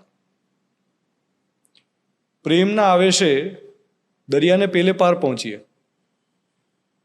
અને ઘૃણાના આવેશે દરિયાને પેલે પાર મિસાઇલો પણ ઝીંકીએ. ઇશ્ક નામના આગના દરિયે ડૂબકી પણ મારીએ અને નફરતથી એ દરિયો બાળી પણ દઈએ. રસ્તો ભૂલેલા અજાણ્યા વટે માર્ગુને રસ્તો બતાવીએ, છેક ઘર સુધી મૂકવા જઈએ. પરબડીએ પાણી પારેવાનો કોઠો ટાઢો પણ કરીએ, ચબૂતરાએ ચણ મૂકીએ. શીતળ જળનો ખોબો ધરીએ કોઈને. કરુણા અને ક્રૂરતા વચ્ચે ઝોલા ખાતા આપણે માણસો. વાહ બે વાહ. છતાં એવું કશુંક છે આપણી ભીતર જે ઝંખે છે માનવતાને, જે ઈચ્છે છે સુખ, શાંતિ, સંતોષ, આનંદ. ચાહે છે કે દુનિયામાં, ઘરમાં બધા જ ખુશ રહે, કોઈને કોઈથી ફરિયાદ ના હોય. લીલીછમ ધરતી જેવું હોય હરિયાળું દરેક મનનું ખેતર, જ્યાં વરસે વહાલના વાદળ અને ભૂંસાય સ્વાર્થની સરહદો. આપણા સિવાય આ દુનિયામાં બીજા પણ છે. આપણે એકબીજાની સાથે રહેવાનું છે, એકબીજાના માથે નહીં. આટલું સમજાશે ને બની જઈશું ખરા અર્થમાં આપણે માણસો. વાહ. તો હવે સંબંધને હું પહેલા તો ઓળખું કે મારો સંબંધ જેની સાથે છે. તમે શું કહ્યું કે જેની સાથે છે, હવે એને સમજણ નથી તો અરે એને છે કે નહીં મુદ્દો નથી, આપણને છે કે નહીં. આપણે જ્યારે આપણી જાતને જોઈએ છે ને સમસ્યાથી ઘેરાયેલા, કોઈ પણ સમસ્યાથી, ત્યારે આપણે એનું દોષારોપણ દુનિયા પર કરીએ છીએ, પરિસ્થિતિ પર કરીએ છીએ, સંજોગ પર કરીએ છીએ, વાતાવરણ પર કરીએ છીએ, લોકો પર કરીએ છીએ, ભૂતકાળ પર કરીએ છીએ. ધ્યાનથી જોવાનું એ છે કે આ બધું હોવા છતાં મારી અંદર શું ચાલે છે, હું ભરેલો છું કે નહીં સમજણથી. જો મને સમજણ હશે તો મને દેખાશે કે એમને નથી સમજાતું, કાંઈ વાંધો નહીં. જો મને સમજણ હોય તો હું એને સમજાવી શકું ને. નહીં તો બે ના સમજેલા લોકો શું કરવાના? મારી ને તમારી બંનેની માન્યતાઓ અથડાયા જ કરવાની. પણ જે સમજાવવાનો પ્રયત્ન છે, that invites a conflict, that invites a discussion which may not be as good, ugly discussion. સમજાવવાનો પ્રયત્ન એટલે કોઈ એવું પણ વિચારે કે યાર હું સમજુ છું, હું જતું કરું. Is that the right approach કે સમજાવવાનો પ્રયત્ન કરવો જોઈએ? સમજાવવાનો કોઈ પ્રયત્ન નથી કરવાનો. મારું આચરણ જ એવું હોય કે સામેવાળા માણસ માટે ઇન્સ્પિરેશન બને, પ્રેરણા બને. જો ઇનફેક્ટ હમણાં આપણે જે બાળકો વિશેની વાત કરી, બરાબર, એમાં 2-3 મેં ઉદાહરણો તાક્યા.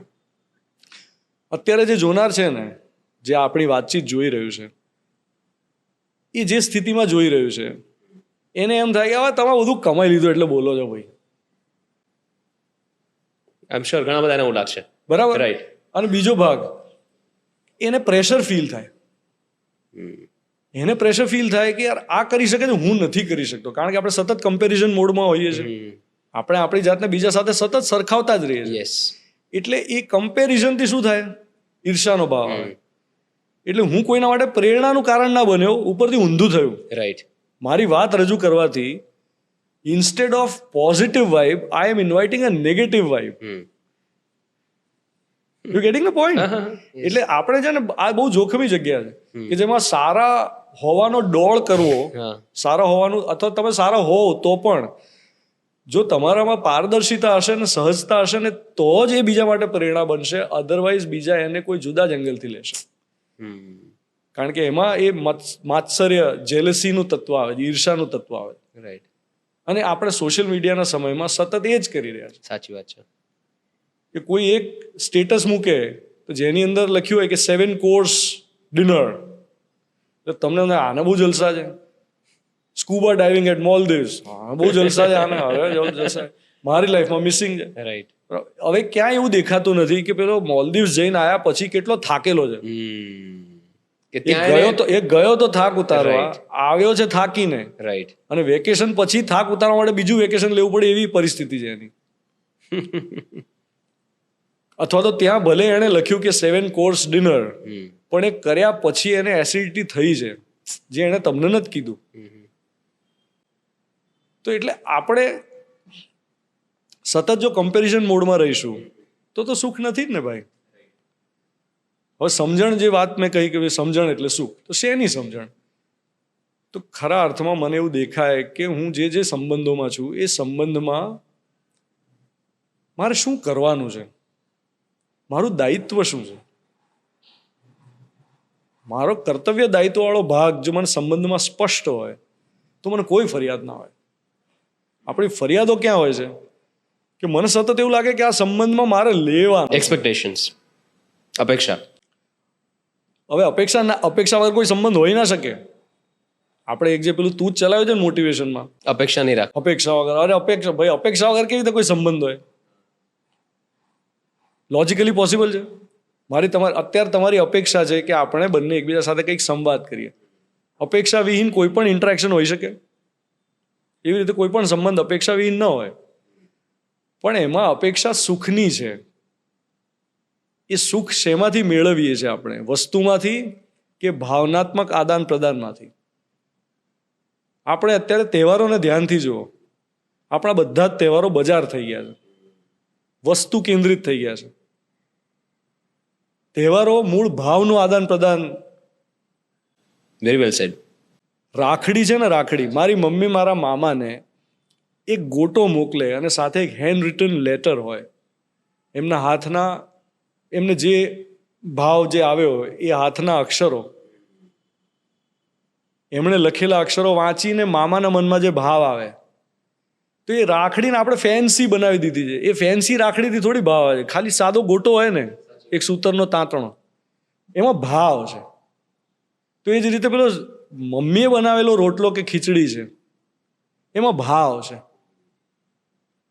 મહત્વ વસ્તુ નથી, એની પાછળના ભાવનું છે. તો સંબંધમાં આપણે ભાવનાત્મક આદાન પ્રદાન કેટલું કરી શકીએ છીએ? એટલી સમજ છે આપણામાં કે આપણે ભાવની સ્પેસ રાખીએ. પહેલા તો હું મારા ભાવને સમજું છું કે નહીં, પ્રતિભાવને સમજું છું કે નહીં. આપણી ભાષા છે ને, ભાષા એ ભાવની અભિવ્યક્તિ છે. તો આપણે આપણી ભાષા પ્રત્યે સજાગ છીએ. હું જોઈ શકું કે હું ટોણો ક્યારે મારું. કોઈ બાળકને તમે ધ્યાનથી જુઓ, બાળક ટોન્ટ મારવાનું ક્યાંથી શીખે છે? ઘરમાંથી, વડીલો કોઈ પાસેથી. બાળક, એને નાનપણથી કોઈ ટોન્ટ એટલે શું એને નથી ખબર, પણ જો એને કોઈ એક જણ એવું મળી ગયું ને, કોઈ શિક્ષક, કોઈ મિત્ર, કોઈ પાડોશી, કોઈ ઘરનું વડીલ, ઘરના વડીલો અંદર વાત કરતા એને દેખાય કે અચ્છા આ લોકો એકબીજા સાથે આડું બોલે છે, ટોન્ટ મારે, આ રીતે બીજાને પાડી દેવાય બોલીને, પતી ગયું. તો એક બાળક એ માત્ર એક પરિવારમાં નથી ઉછરતું, આખા સમાજમાં ઉછરે છે. સમાજની સામૂહિક જવાબદારી છે બાળકને શું પાસ ઓન કરવાનું, કયો ભાવ પાસ ઓન કરવો છે. અત્યારે આપણે બાળકને શું પાસ ઓન કરીએ છીએ? લાઈફમાં પૈસા કમાવાના છે, બસ. કમ્પેરિઝન, આટલું આપણે પાસ ઓન કરી શકીએ. તમને લાગે છે કે સોશિયલ મીડિયાના વ્યાપ પછી છેલ્લા 10 વર્ષમાં ઘણું બધું બગડી ગયું છે? સંબંધો બગડી ગયા છે, અટેન્શન ડેફિસિટ આવી ગયું છે, comparison culture, constant comparison culture, develop થઈ ગયું છે. બિકોઝ તમે દિવસના 3 થી 4 કલાક સોશિયલ મીડિયામાં વિતાવો છો, તમે સતત કોઈને કોઈની લાઈફ જોઈને તમને ક્યાં કેવો ખાલીપો મહેસૂસ થશે કે યાર આની પાસે આ છે, મારી પાસે નથી, આણે આ કર્યું છે, મારે રહી ગયું. તો એક કમ્પેરિઝન પ્લસ નેગેટિવિટી સ્પ્રેડ્સ ફાસ્ટર, બીજા બધા દૂષણો. એટલે હવે એવું લાગે છે કે સારા ઉપયોગ કરતાં ખરાબ એની અસરો બહુ વધારે છે સોશિયલ મીડિયાની. તમારું શું કહેવું છે? સોશિયલ મીડિયા એ સકારાત્મક ઉર્જાને ફેલાવવાનું કામ બહુ સારી પેઠે કરી શકે તેમ છે. સમજણને એકબીજા સુધી વહેંચવાનું કામ કરી શકે એમ છે. સમજવાની જવાબદારી દરેક વ્યક્તિને આવે, પણ એ માહિતી જે છે સમજણ વિશેની એ તો પહોંચી જ શકે તેમ છે. સોશિયલ મીડિયાના આવવાથી એક બહુ મોટું કામ જે થઈ ગયું, ફાયદો થયો, એ છે ડેમોક્રેટાઇઝેશન ઓફ કોન્ટેન્ટ. કે એક કોઈ ગામડામાં છેડામાં રહેલો માણસ કે જેને અત્યાર સુધી ક્યાં અભિવ્યક્ત થવું, કેવી રીતે મારી ઈચ્છા પૂરી કરવી, કહેવાની, વ્યક્ત થવાની અને કંઈક કરી બતાવવાની, મારી પ્રતિભાને હું દુનિયા સમક્ષ કેવી રીતે મૂકું, એના માટે એને એક પ્લેટફોર્મ તો મળી ગયું. બીજો ભાગ જે હું સકારાત્મકતાવાળો કહી રહ્યો છું કે સર્વશુભ એ દુનિયાના દરેક માણસના અંદર રહેલી ઈચ્છા છે. You truly believe that? સર્વશુભ. આપણે બધા શુભની આકાંક્ષા ધરાવીએ છીએ, કોઈ અશુભની આકાંક્ષા નથી ધરાવતો. કોઈ માણસ એવું નહીં હોય જેને હું અત્યારે એમ કહું કે યુદ્ધ હોવું જોઈએ કે નહીં, તો શું જવાબ મળે? અન્યાય હોવો જોઈએ કે નહીં? ના જ હોવી જોઈએ. આમ તો મળે શું જવાબ? એમ રાઈટ. એટલે દુનિયાના 51% માણસો રાઈટ સારા જ છે, રાઈટ. અને માણસની અંદર પણ 51% ભાગ એ સમજદારી વાળો જ છે, શુભ વાળો જ છે. તો માન લો કે કોઈ યુરોપિયન સોંગ જેની અંદર માનવીય ગુણોની વાત કરવામાં આવી છે, આ વિચાર દુનિયાની દરેક સંસ્કૃતિમાં અલગ અલગ સમયે અલગ અલગ રીતે વર્ત્યો જ છે, પ્રગટ્યો જ છે. તો એવી બધી વાતો તમારા સુધી પહોંચી શકે. મારું જ્યારથી હું આવું વિચારતો થયો છું ને, ત્યારથી હું જ્યારે સોશિયલ મીડિયા પર આવું છું તો મારી એલ્ગોરિધમ મને સકારાત્મક કોન્ટેન્ટ જ બતાવે છે.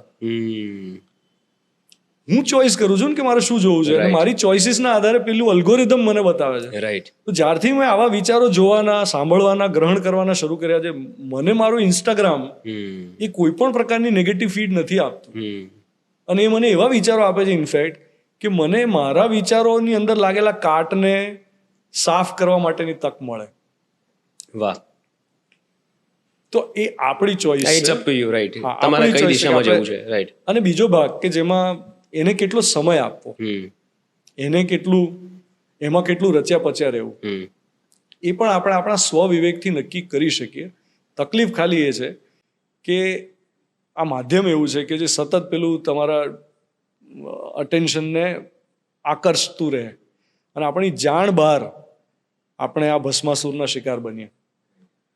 એટલે એ બાબતે સજાગ રહેવા સિવાય બીજો કોઈ રસ્તો છે નહીં. હા, એનો સકારાત્મક ઉપયોગ 100% થઈ શકે માહિતીના આદાન પ્રદાન માટે, પણ સમજણવાળો જે ભાગ છે એ તો દરેક વ્યક્તિએ પછી પોતે, કે વિચાર તમારા સુધી પહોંચે છે એઝ વર્ડ્સ, એઝ સેન્ટેન્સીસ, હવે એને અબ્ઝોર્બ કરીને પછી એની પોતાની અંદર એને સમજવા માટે, સ્થિર થવા દેવા માટેની જે જગ્યા આપવાની હોય, માઇન્ડ સ્પેસ,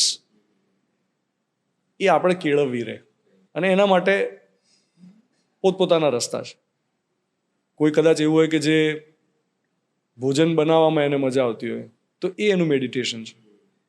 કોઈ એવું છે કે જેને નેચરમાં વોક કરવામાં મજા આવતી હોય તો એનું મેડિટેશન એ ચાલવા જવામાં, ખુલ્લા ઘાસ પર ખુલ્લા પગે ફરવામાં છે. અને કોઈ એવું છે કે જેને માણસોની સાથે ખૂબ ગમે છે, વાતો કરવી ગમે છે, તો વાતો કરો. હવે વાતો કરતી વખતે બસ આપણે ખાલી એટલું જ જોવાનું છે કે આપણે જ્યારે વાત કરીએ છીએ ત્યારે આપણે ધ્યાન આપીએ છીએ કે નહીં વાતમાં. વાત કરતી વખતે પણ આપણે બીજી 50 જગ્યા ફરવા જતા રહેતા હોઈશું, ભલે હું તમારી સામે છું, પણ if I am not paying attention to you. Dining table પર સૌથી વધારે હસબન્ડ વાઈફમાં ઝઘડા કઈ બાબતે છે? ભાઈ તું તારો ફોન મૂક ને. Suddenly it feel so light. જે તમે આન્સર આપ્યો ને, આન્સરનો જે પાછળનો ભાગ છે, દેટ ફેલ્ટ સો લાઇટ. મતલબ વેન યુ સેડ કે બધાના પોતપોતાનું મેડિટેશનની રીત અલગ અલગ છે, બધાના આનંદના સ્ત્રોત અલગ અલગ છે. સડનલી હું મારી જાતને પૂછવા લાગ્યો કે મને શું ગમે છે, હું ક્યાંથી આનંદ મેળવું છું, અને હું કેટલું કરું છું કે જેમાં મને ખરેખર મજા આવે છે, હું ખરેખર એને સમય આપું છું. The answer was no. હા, એટલે કેવું છે કે આપણે એમ કોઈને પૂછીએ કે તારા ફેવરિટ સિંગર કોણ, અને પછી એને એમ પૂછો કે છેલ્લે ક્યારે સાંભળ્યા હતા. રાઈટ. તો તો સાંભળ્યા હશે આમ કારમાં જતા ને, અરે પણ માણ્યા હતા ક્યારે? આ માણવા વાળો જે ભાગ છે ને, જેમાં કોઈ પણ વસ્તુને અંદર ઉતરવા દેવી. મને ભાવે છે ગુલાબજાંબુ, પણ એને માણ્યું ક્યારે? માણવાનું આપણે ચૂકી રહ્યા છીએ. આ થોડું ઉતાવળિયો જે ભાગ થઈ ગયો આપણા જીવનનો, હશ હશ બધું, બહુ જ બધું. મને એક સીન યાદ આવે, તમે જ્યારે માણવાની વાત કીધી ને, મારા દાદા જ્યારે હયાત હતા ત્યારની વાત છે. એ જ્યારે જમવા બેઠા હોય ને, એને તમે જમતા જોઈ લો ને તો તમને જમવાનું મન થઈ જાય. હા હા હા. તમે જમીને ઊભા થયા હોય ને તો પણ તમને જમવાનું મન થઈ જાય. એ જે હિસાબથી રોટલાને ચોડે, એ જે હિસાબથી બે આંગળી અને અંગૂઠાની વચ્ચે રોટલાને દબાવે અને એટલો બધો મુલાયમ કરે, અને પછી એને શાકમાં આખો બોડીને જે હિસાબથી એ કોળીઓ લે ને, એટલે તમને એમ થાય છે કે યાર હું આવી રીતે ક્યારે લાસ્ટ જમ્યો તો, હું આવી રીતે કેમ જમ્યો. જે હિસાબથી એ ભોજનને માણતા, એ હિસાબથી તો મેં ક્યારે માણ્યું જ નથી, નેવર. મને પેલા દાદા યાદ આવી ગયા, જેમણે અમદાવાદમાં ઇન્કમટેક્સ સર્કલ પર જે સૌથી પ્રખ્યાત ગાંધીજીનું સ્ટેચ્યુ છે, જે એમણે બનાવ્યું, એ શિલ્પી હતા. કાંતિ દાદા એમનું નામ, મારા ખ્યાલથી ગુજરી ગયા. હું જ્યારે એમને મળ્યો ચીકુવાડીમાં, એમનો સ્ટુડિયો હતો, મારા ખ્યાલથી એ વખતે 80 વર્ષના કે એવું હશે. મેં એમને એવો સવાલ પૂછ્યો હતો, મેં કીધું દાદા આ ઉંમરે પણ એકદમ શાર્પ માઇન્ડ, શાર્પ મેમરી, અને આંગળીઓમાં એ જ્યારે કામ કરતા હોય ત્યારે શાર્પનેસ એમની ક્રાફ્ટમાં. તો મેં એમને કીધું કે મેં કીધું તમારી ઉંમર સુધી અમે કદાચ પહોંચીએ તો આવી શાર્પનેસ કેવી રીતે કેળવી શકાય? તો એમણે એમ કહ્યું હતું કે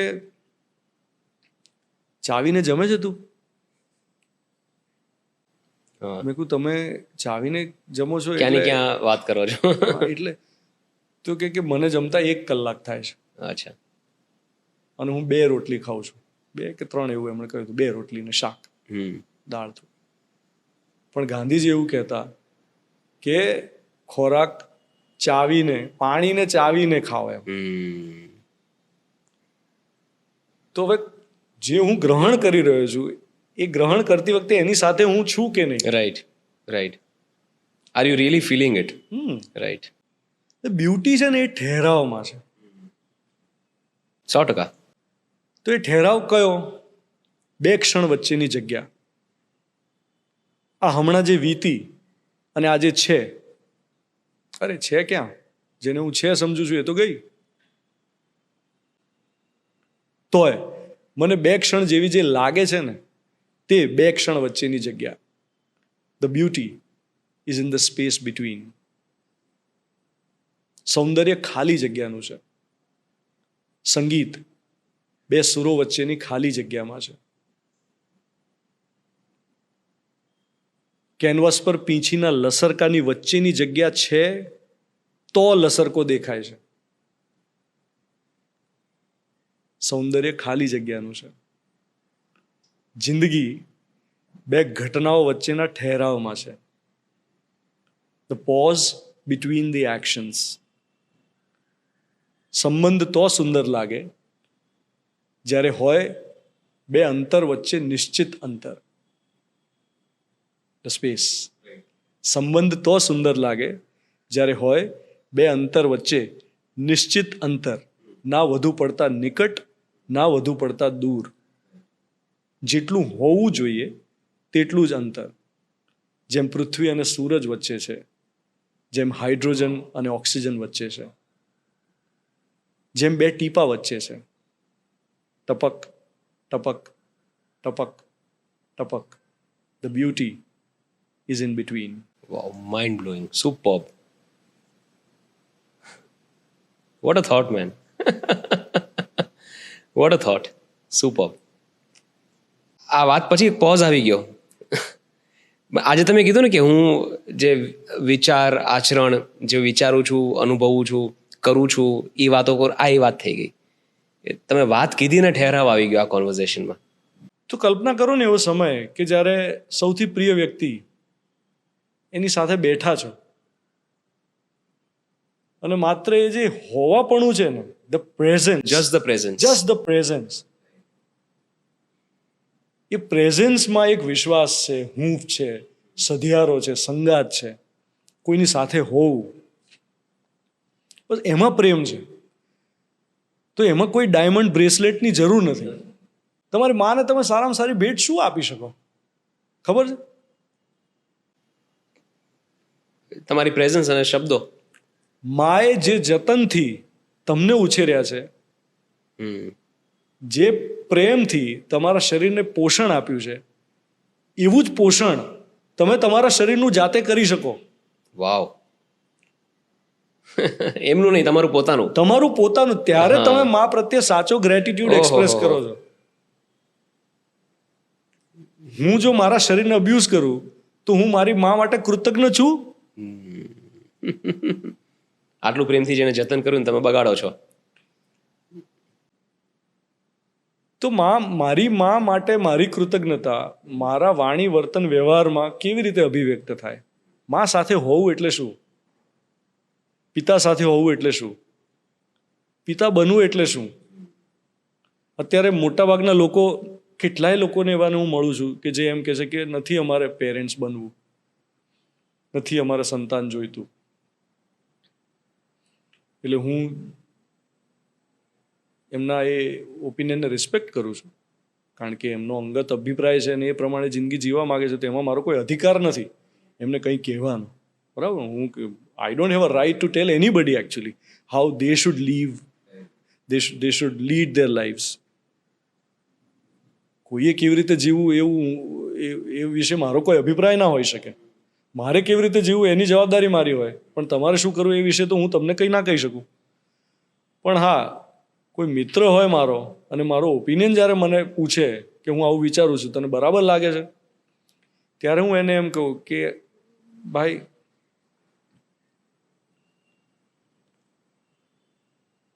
માતા કે પિતા બનવાથી જે ભાવ પ્રગટે છે, એ ભાવ છે ને, એ એક જવાબદારીનો અને બીજો એક તૃપ્તિનો ભાવ છે. જો એને નહીં આપણે ન્યાય આપીએ, કારણ કે બાયોલોજિકલી તો છે, આપણા શરીરની રચના એવી છે કે જેમાં બાયોલોજિકલી આપણને આ જવાબદારી સોંપવામાં આવી છે. આપણે કોઈ એક પ્રકારના વિચારને અપનાવીને એમ કહે છે કે ના, આ મને યોગ્ય નથી લાગતું ને મારે કોઈ બાળકને આવી દુનિયામાં નથી લાવવું, આ દુનિયા તો ઝેરથી ભરેલી છે, હું શા માટે કોઈ એક બાળકને આવી દુનિયામાં લાવું, મને નથી લાવવું. તો એ અંગત અભિપ્રાય છે ને, એના માટે એમ કહી શકાય કે એને નકારી ન શકાય. એવું ના કહી શકાય કે તમે ખોટું વિચારો, પણ એવું ચોક્કસ કહી શકાય, હું પિતા બન્યો એના પછી, કે મારો અંગત અનુભવ એવો છે કે એ પૂર્ણતાની દિશા તરફ લઈ જાય છે.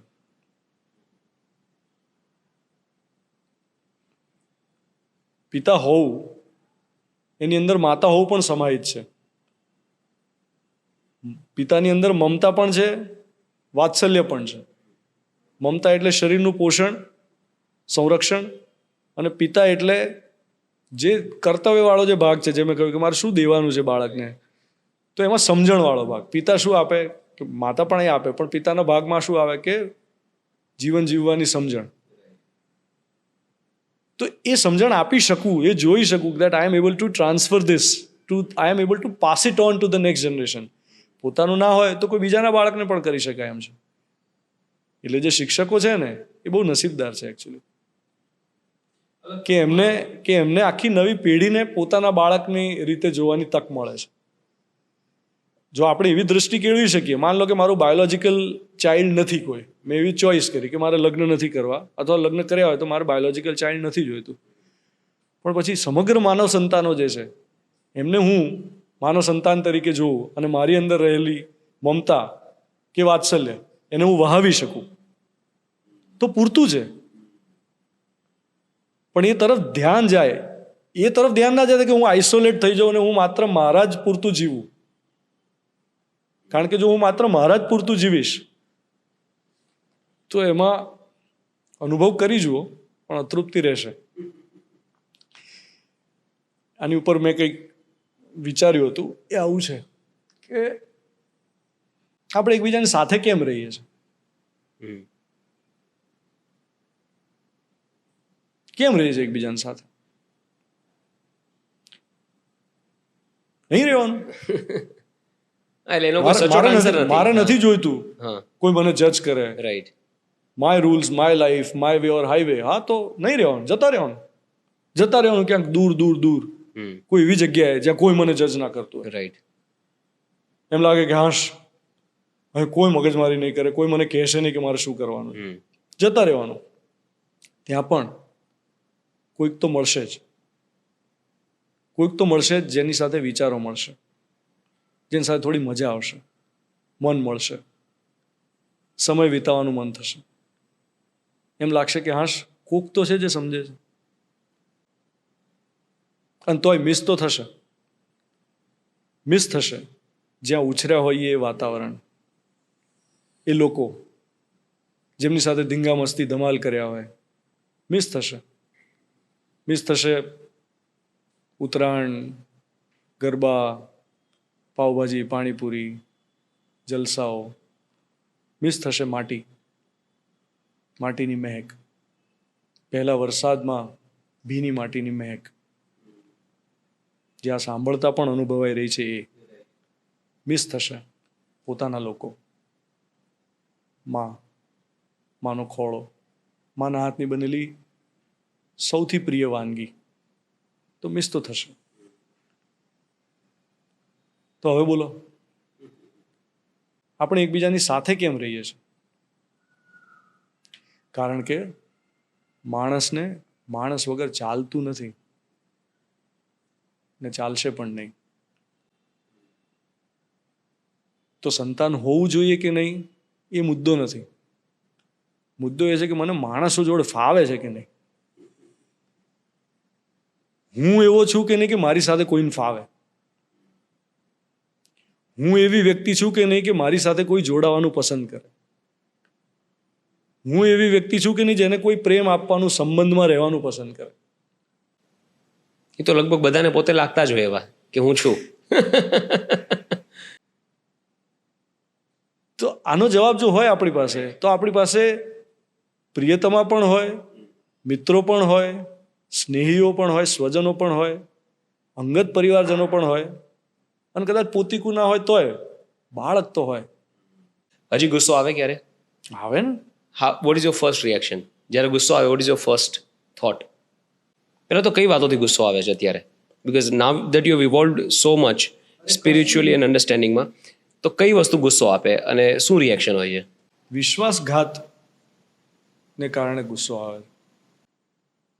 વિશ્વાસઘાત બહુ મોટી વસ્તુ છે.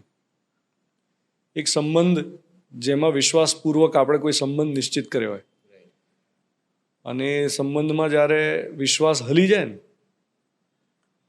ત્યારે એક નારાજગી ઊભી થાય. તો કોઈ મિત્રની સાથે થયેલી કોઈ એક એવી વાત કે જેમાં મારો વિશ્વાસ ઉઠી જાય એનામાંથી, મને એમ લાગે કે અરે this is not the same person that I use to be friends with. અને શું થઈ ગયું? જે સંબંધ, જે શરૂઆત હતી, જેનાથી આટલા વર્ષો આપણે આખી બદલાઈ ગયું. એટલે હવે આપણે એકબીજાના મનને કળી નથી શકતા. તો એવી પરિસ્થિતિમાં જ્યારે હું મુકાવું ત્યારે હું ખાસો એવો અનકમ્ફર્ટેબલ થઈ જાઉં. મને સમજાતું નથી કે હું કેવી રીતે આ વ્યક્ત કરું કે અરે આપણે મિત્રતામાં જે મૂળ તત્વ હતું સહયોગી હોવાનું એ જતું રહ્યું છે. હવે આપણે કોઈ વિરોધની સ્થિતિમાં આવ્યા, તો સંબંધમાં વિરોધની સ્થિતિ જે છે એ મને ગુસ્સો આપે. અને એ ગુસ્સો એના માટેનો નથી, એ પરિસ્થિતિમાં મુકાયા એની પાછળ હું ક્યાં જવાબદાર છું એના માટેનો ગુસ્સો છે. મને એમ થાય કે અરે મારી શું ભૂલ થઈ ગઈ. તો આ એક. અને બીજો ભાગ કે જેને સાહજિક ગુસ્સો આપણે કહીએ, કે જે પ્રશ્ન તમે પૂછ્યો કે રૂટીનમાં ગુસ્સો શું આવે. રૂટીનમાં હજી પણ ક્યારેક એવું થાય કે મારી અપેક્ષાને અનુરૂપ હું વર્તન ના કરું ત્યારે I get angry. That the anger ભલે હું કરી રહ્યો છું પણ એ મને ખબર પડે છે કે અચ્છા આ છે ને મેં જ મારી એક્સપેક્ટેશન પ્રમાણે બિહેવ નથી કર્યું. બરાબર. ગુસ્સો પોતાના પર છે ગુસ્સો, એ વ્યક્ત બીજા પર થાય છે, નીકળે છે કોઈ બીજા પર, પણ છે પોતાના પરનો ગુસ્સો. પછી એનું ગિલ્ટ પણ થતું હશે ને, મિસપ્લેસમેન્ટ ઓફ એંગરનું. એને રિઝોલ્વ પણ કરી શકાય. કારણ કે જેમ મેં કહ્યું કે જે થઈ ગયું થઈ ગયું. હવે દૂધ ફાટી ગયું તો ફાટી ગયું છે, હવે એને શું કરવાનું? તો માફી માંગવી સહેલી છે તમારી માટે? Can you easily say sorry? કે it takes some courage gathering? નહીં. હા, પણ મળતી નથી. એવું થયું હોય હા, તો એમાં પણ મને એવું લાગે કે અચ્છા મારા માંગવામાં કંઈક હજી ખૂટે. એટલે એ તો એવું થયું છે ક્યારેક. હવે થોડી સંબંધોની વાત કરીએ. Right now, if I'm assuming it right, the relationship that you cherish the most is being a father. Right? Tell me, what is the best thing about being a father, and especially father of 2 daughters? Just being a father of 2 daughters, that itself, the feeling of fatherhood, મને પહેલી વાર સમજાયું કે મારા પપ્પાએ મારા માટે કેટલું કર્યું. પપ્પા બન્યા પછી ખબર પડી એકચ્યુઅલી. હું કેટલું બધું એવું જોઈ શકું છું અત્યારે કે જે હું મારી દીકરીઓ માટે કરું ને ત્યારે મને દેખાય કે મારા પપ્પાએ આ મારા માટે કર્યું હતું, મને આ દેખાયું જ નથી ક્યારે. Even while I was with him, while he is not here, and while I remember him, and હું જ્યારે કરી રહ્યો હોઉં ને ત્યારે મારા ધ્યાનમાં નથી, પણ કર્યા પછી મને ખ્યાલ આવ્યો કે અચ્છા આ તો હું એ જ કરી રહ્યો છું, મારા પપ્પાએ મારા માટે કર્યું હતું. તો હું મારી જાતને કડી તરીકે જોઈ શકું છું. પિતા હોવાનું સૌથી મોટું સુખ જે છે કે આ જે આખી અનંત કડી છે ને, Very well said. એની અંદર હું મારી જાતને એક કડી તરીકે જોઈ શકું છું. I am passing it on. I am passing on the value system that I had received, and that satisfies me. મને જ્યારે દેખાય કે આ ગયું અને એ જ્યારે રિસીવ કરે છે, બસ. તો I think being the father that my father was is the biggest joy. Wow. Very well said. Very well said. આપણી લાઈફનો જે સૌથી ઇમ્પોર્ટન્ટ રિલેશનશિપ, કારણ કે એક large part of life you spend with your life partner, and that is a person with whom you share everything. When I સે everything, એવી કોઈ જ વસ્તુ નથી જે તમે તમારી લાઈફ પાર્ટનર સાથે શેર ન કરવાના હોય. લકી આર ધોઝ પીપલ કે એમને એવા લાઈફ પાર્ટનર મળે જે એકબીજાને ટ્રુલી સમજતા હોય, વગર કીધે પણ સમજી જાય. એવા બહુ રેરલી એવા કેસીસ હોય છે કે જ્યાં આ સુખ હોય. આદર્શતાની પેલી એક્સપેક્ટેશન નથી, કારણ કે આદર્શ તો આપણે પોતે નથી, એટલે આદર્શ લાઈફ પાર્ટનર કેવું હોય એ ચર્ચા તો કરાય જ નહીં. પણ એક સારું લાઈફ પાર્ટનર કોને કહી શકાય? એક સારું લાઈફ પાર્ટનર એ છે જે પોતાના પાર્ટનરને બે ધડક ડર્યા વિના, શરમ રાખ્યા વિના, કોઈ પણ સંકોચ વિના કહી શકે કે આ તું બરાબર નથી વિચારી રહ્યો, આ તું બરાબર નથી કરી રહી, તારે આવું કરવું જોઈએ, મને એવું લાગે છે કે આ યોગ્ય નથી. જો તમે એ સ્થિતિમાં આવી જાઓ કે જ્યાં કોઈ પણ વ્યક્તિને તમારાથી ભય ના રહે. અત્યારે આપણે છે ને પતિ પત્ની સંબંધમાં કોનું ચાલશે, એક પાવર સ્ટ્રગલમાં કેટલા બધા લોકોને આપણે જોઈએ, આપણે આપણી આસપાસ પરિવારોમાં જોયું છે, આપણા જીવનમાં પણ આપણે એવું જોયું જ હશે. હું મારા જીવનમાં જોઈ શકું છું, જે મેં તમને પહેલાં શેર કર્યું કે મને શું થયું કે ભાઈ એક સમય એવો ગયો કે જેમાં કદાચ હું વધારે ડોમિનેટિંગ હોઈશ, and I would have decided the course of life. ક્યારેક મને એવું લાગે કે એવું પોતાના માટે એવું એક અભિપ્રાય કેળવી લેવો કે મને જ બધી સમજ પડે છે, એવું છે નહીં.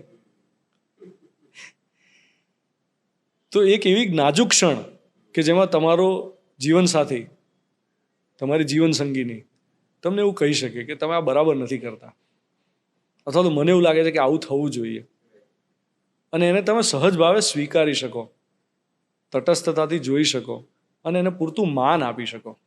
જો બંનેને એકબીજા માટે પૂરતું માન હોય ને, સન્માન, કે જ્યાં પત્નીને એમ થાય કે મારા પતિને મારી કદર છે, પતિને એમ થાય કે મારી પત્નીને મારી કદર છે, બંનેને એકબીજાના હોવાપણા માટે એક મ્યુચ્યુઅલ રિસ્પેક્ટ હોય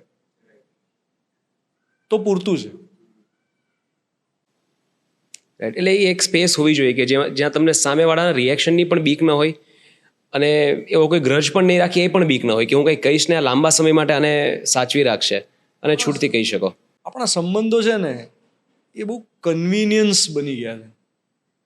એલાબરેટ પ્લીઝ. આપણે સંબંધમાં હોઈએ તો એમાં ડ્રાઇવિંગ ફોર્સ કે એક્સપેક્ટેશન શું છે? એમ કન્વિનિયન્સ છે.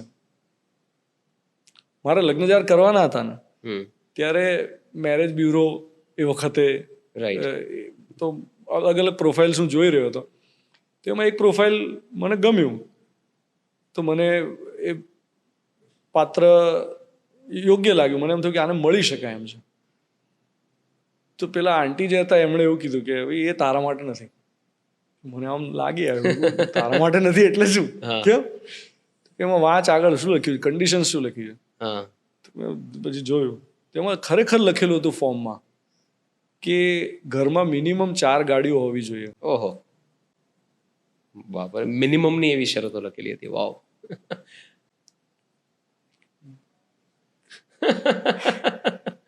કન્વીનિયન્સ. તો સંબંધ શોષણ નથી, સંબંધ વેલ્યુઝનું આદાન પ્રદાન છે. તો જે પણ જીવનસાથી એ જે પણ કંઈ કરે છે એ કરવામાં જો એ યોગ્ય કરે છે તો એમાં મારો શું સપોર્ટ હોઈ શકે, હું શું કરું જેનાથી આ સંબંધમાં મજા આવે, રાઈટ, સુખ મળે, એવું સમજણપૂર્વક બંને એક સાથે મજબૂતીથી ચાલી શકે તો બરાબર. જો તમે ધ્યાનથી જુઓ, આપણા બધાના જીવનમાં કોઈ પણ એક સંબંધ પણ જો મજબૂત ના હોય ને, પતિ પત્નીની હોય કોઈ પણ એક સંબંધ, મારો લો કે મારા માતા પિતા સાથે મારે નથી કોઈ વિચારમાં સંમતિ આવતી, કે મારા બાળકો મને પૂરતું માન નથી આપતા, કે મારી પત્ની એને મારાથી કોઈ સંતોષ નથી, કે મારા મિત્રો એમને મારાથી કોઈ ફરિયાદ છે, કે મારા સાથી સહયોગીઓ એમને હું એવો લાગુ છું કે કાં તો આ બોસિઝમ કરે છે, વિરોધી લાગુ છું, અથવા તો મારી ઈર્ષા થાય છે, અથવા તો આ સમગ્ર વ્યવસ્થામાં બાકી બધા જેટલા લોકો સાથે હું હળું મળું છું એ બધાને પણ કાં તો મારાથી કોઈ ફરિયાદ છે, કાં તો મને એમનાથી કોઈ ફરિયાદ છે. જો એક પણ સંબંધ આપણો સ્થિર નહીં હોય તો આપણે સુખી તો નહીં રહી શકીએ. ઇવન એક દિવસ પણ, કે યુઝ્યુઅલી તમારું નોર્મલ ચાલતું પણ એક દિવસ પણ આવી અવ્યવસ્થા આવે એટલે તમારી મેન્ટલ પીસ કોમ્પ્રોમાઇઝ થઈ જાય એ દિવસ માટે. મારી સાથે તો થાય છે. જ્યાં સુધી જીવનસાથીનો સવાલ છે, આઈ થિંક મ્યુચ્યુઅલ રિસ્પેક્ટ, અને respect for what, not for the material gains, for the person that you are. પાક્કા મિત્રો કેટલા છે? હું બહુ નસીબદાર છું. છે. અને મિત્રો સાથે આવી ઊંડાણભરી વાતો કે ત્યાં હસી મજાક છૂટથી પેટ છૂટી વાતો ત્યાં થાય? હા, એટલે ત્યાં ઊંડાણભરી વાતો કરું છું. હા. અને એમાંથી ઘણા બધાને એવું પણ લાગે કે તને શું થઈ ગયું છે ભાઈ. એટલે પણ એ બધાને ખબર છે કે this is how I have been. Right. એટલે એ બાબતે કોઈ નકાર નથી. એમને ખાલી એવું લાગ્યા કરતો કે તું અમારી સાથે થોડો વધારે સમય ગાળ, આમાંથી બહાર આવો. ના, આમાંથી બહાર આવો નહીં, એમને જ એમ કે આમાંથી બહાર નથી લાવવા માંગતા. કારણ કે જ્યારે આ સાંભળે હું આવું કોઈ વિચાર રજૂ કરું, રાઈટ, તો એ બધા સંમત જ છે. કારણ કે આપણે બધા જીવી જ રહ્યા છે. મારો કોઈ વિચાર કોઈ એવો તો જ કંઈ છે નહીં કે જેનો તમે સ્વીકાર ના કરી શકો, જેનો નકાર હોય એવો કોઈ વિચાર નથી. એટલે એનો કોઈ વિરોધ નથી એમને, પણ એમને કહે થોડું જીલ કરે, એમ મજાક કરે આપણે થોડું એમને, તો એ પણ કરું છું. આઈ ટોટલી ફીલ યુ. મારે પણ આવા ક્યારેક કોન્વર્ઝેશન, મોસ્ટલી આવા કોન્વર્ઝેશન ઘણા બધા મિત્રો ભેગા થાય ત્યારે એવું થાય કે યાર હું કોઈની વેલ્યુ સિસ્ટમ જ ચેલેન્જ કરી નાખું એવું થાય છે ડિસ્કશનમાં, અને એવું થાય છે. પછી then that discussion goes in to direction, તમને એમ લાગે યાર આ ન કર્યો તો બરાબર હતું, એમ એવું થાય. પણ યુ કાન્ટ હેલ્પ ઇટ. પણ મિત્રો એવા હોય ને કે જેમણે તમને અલગ અલગ તબક્કે જીવનમાં જોયા હોય, રાઈટ, તમારા દરેક સારા નરસા પાસાને ઓળખે છે, એમને ખબર છે કે તમારું વ્યક્તિત્વ ખરેખર શું છે, એટલે એ તમને જજ નથી કરતા, એ મિત્રો છે. રાઈટ. એ તમારો ટેકો છે. જ્યારે પણ આપણા જીવનમાં કોઈ ચડતી પડતી હોય, કોઈ પણ એવી ઘટના થાય ત્યારે ઊભા છે. તો કોઈક છે, એ કોઈક છે આપણી સાથે, એ બહુ મોટો ટેકો છે. એક વાક્ય લોકો ઘણી બધી વાર યુઝ કરતા હોય છે, ઇગ્નોરન્સ ઇઝ બ્લિસ. આપણને આ બધી ખબર પડે છે કાં આપણે થોડા ઘણા એજ્યુકેટેડ છીએ અને આવી બધી વાતો કરીએ અને બધી વસ્તુનું પૃથ્થકરણ કરી શકીએ, કોઈને એમાંથી પીસ મળે, કોઈને કન્ફ્યુઝન મળે, પણ જે માણસને આ બધી કંઈ ખબર જ નથી પડતી એ તો મજાથી રહે છે. Vote is your view on this statement, ignorance is bliss? એટલે મારા હિસાબથી મને ક્યારેક એવું પણ લાગે કે કન્વીનિયન્સ કોઈ ક્રિએટ કરી દીધું છે. I wouldn't say ignorance is bliss.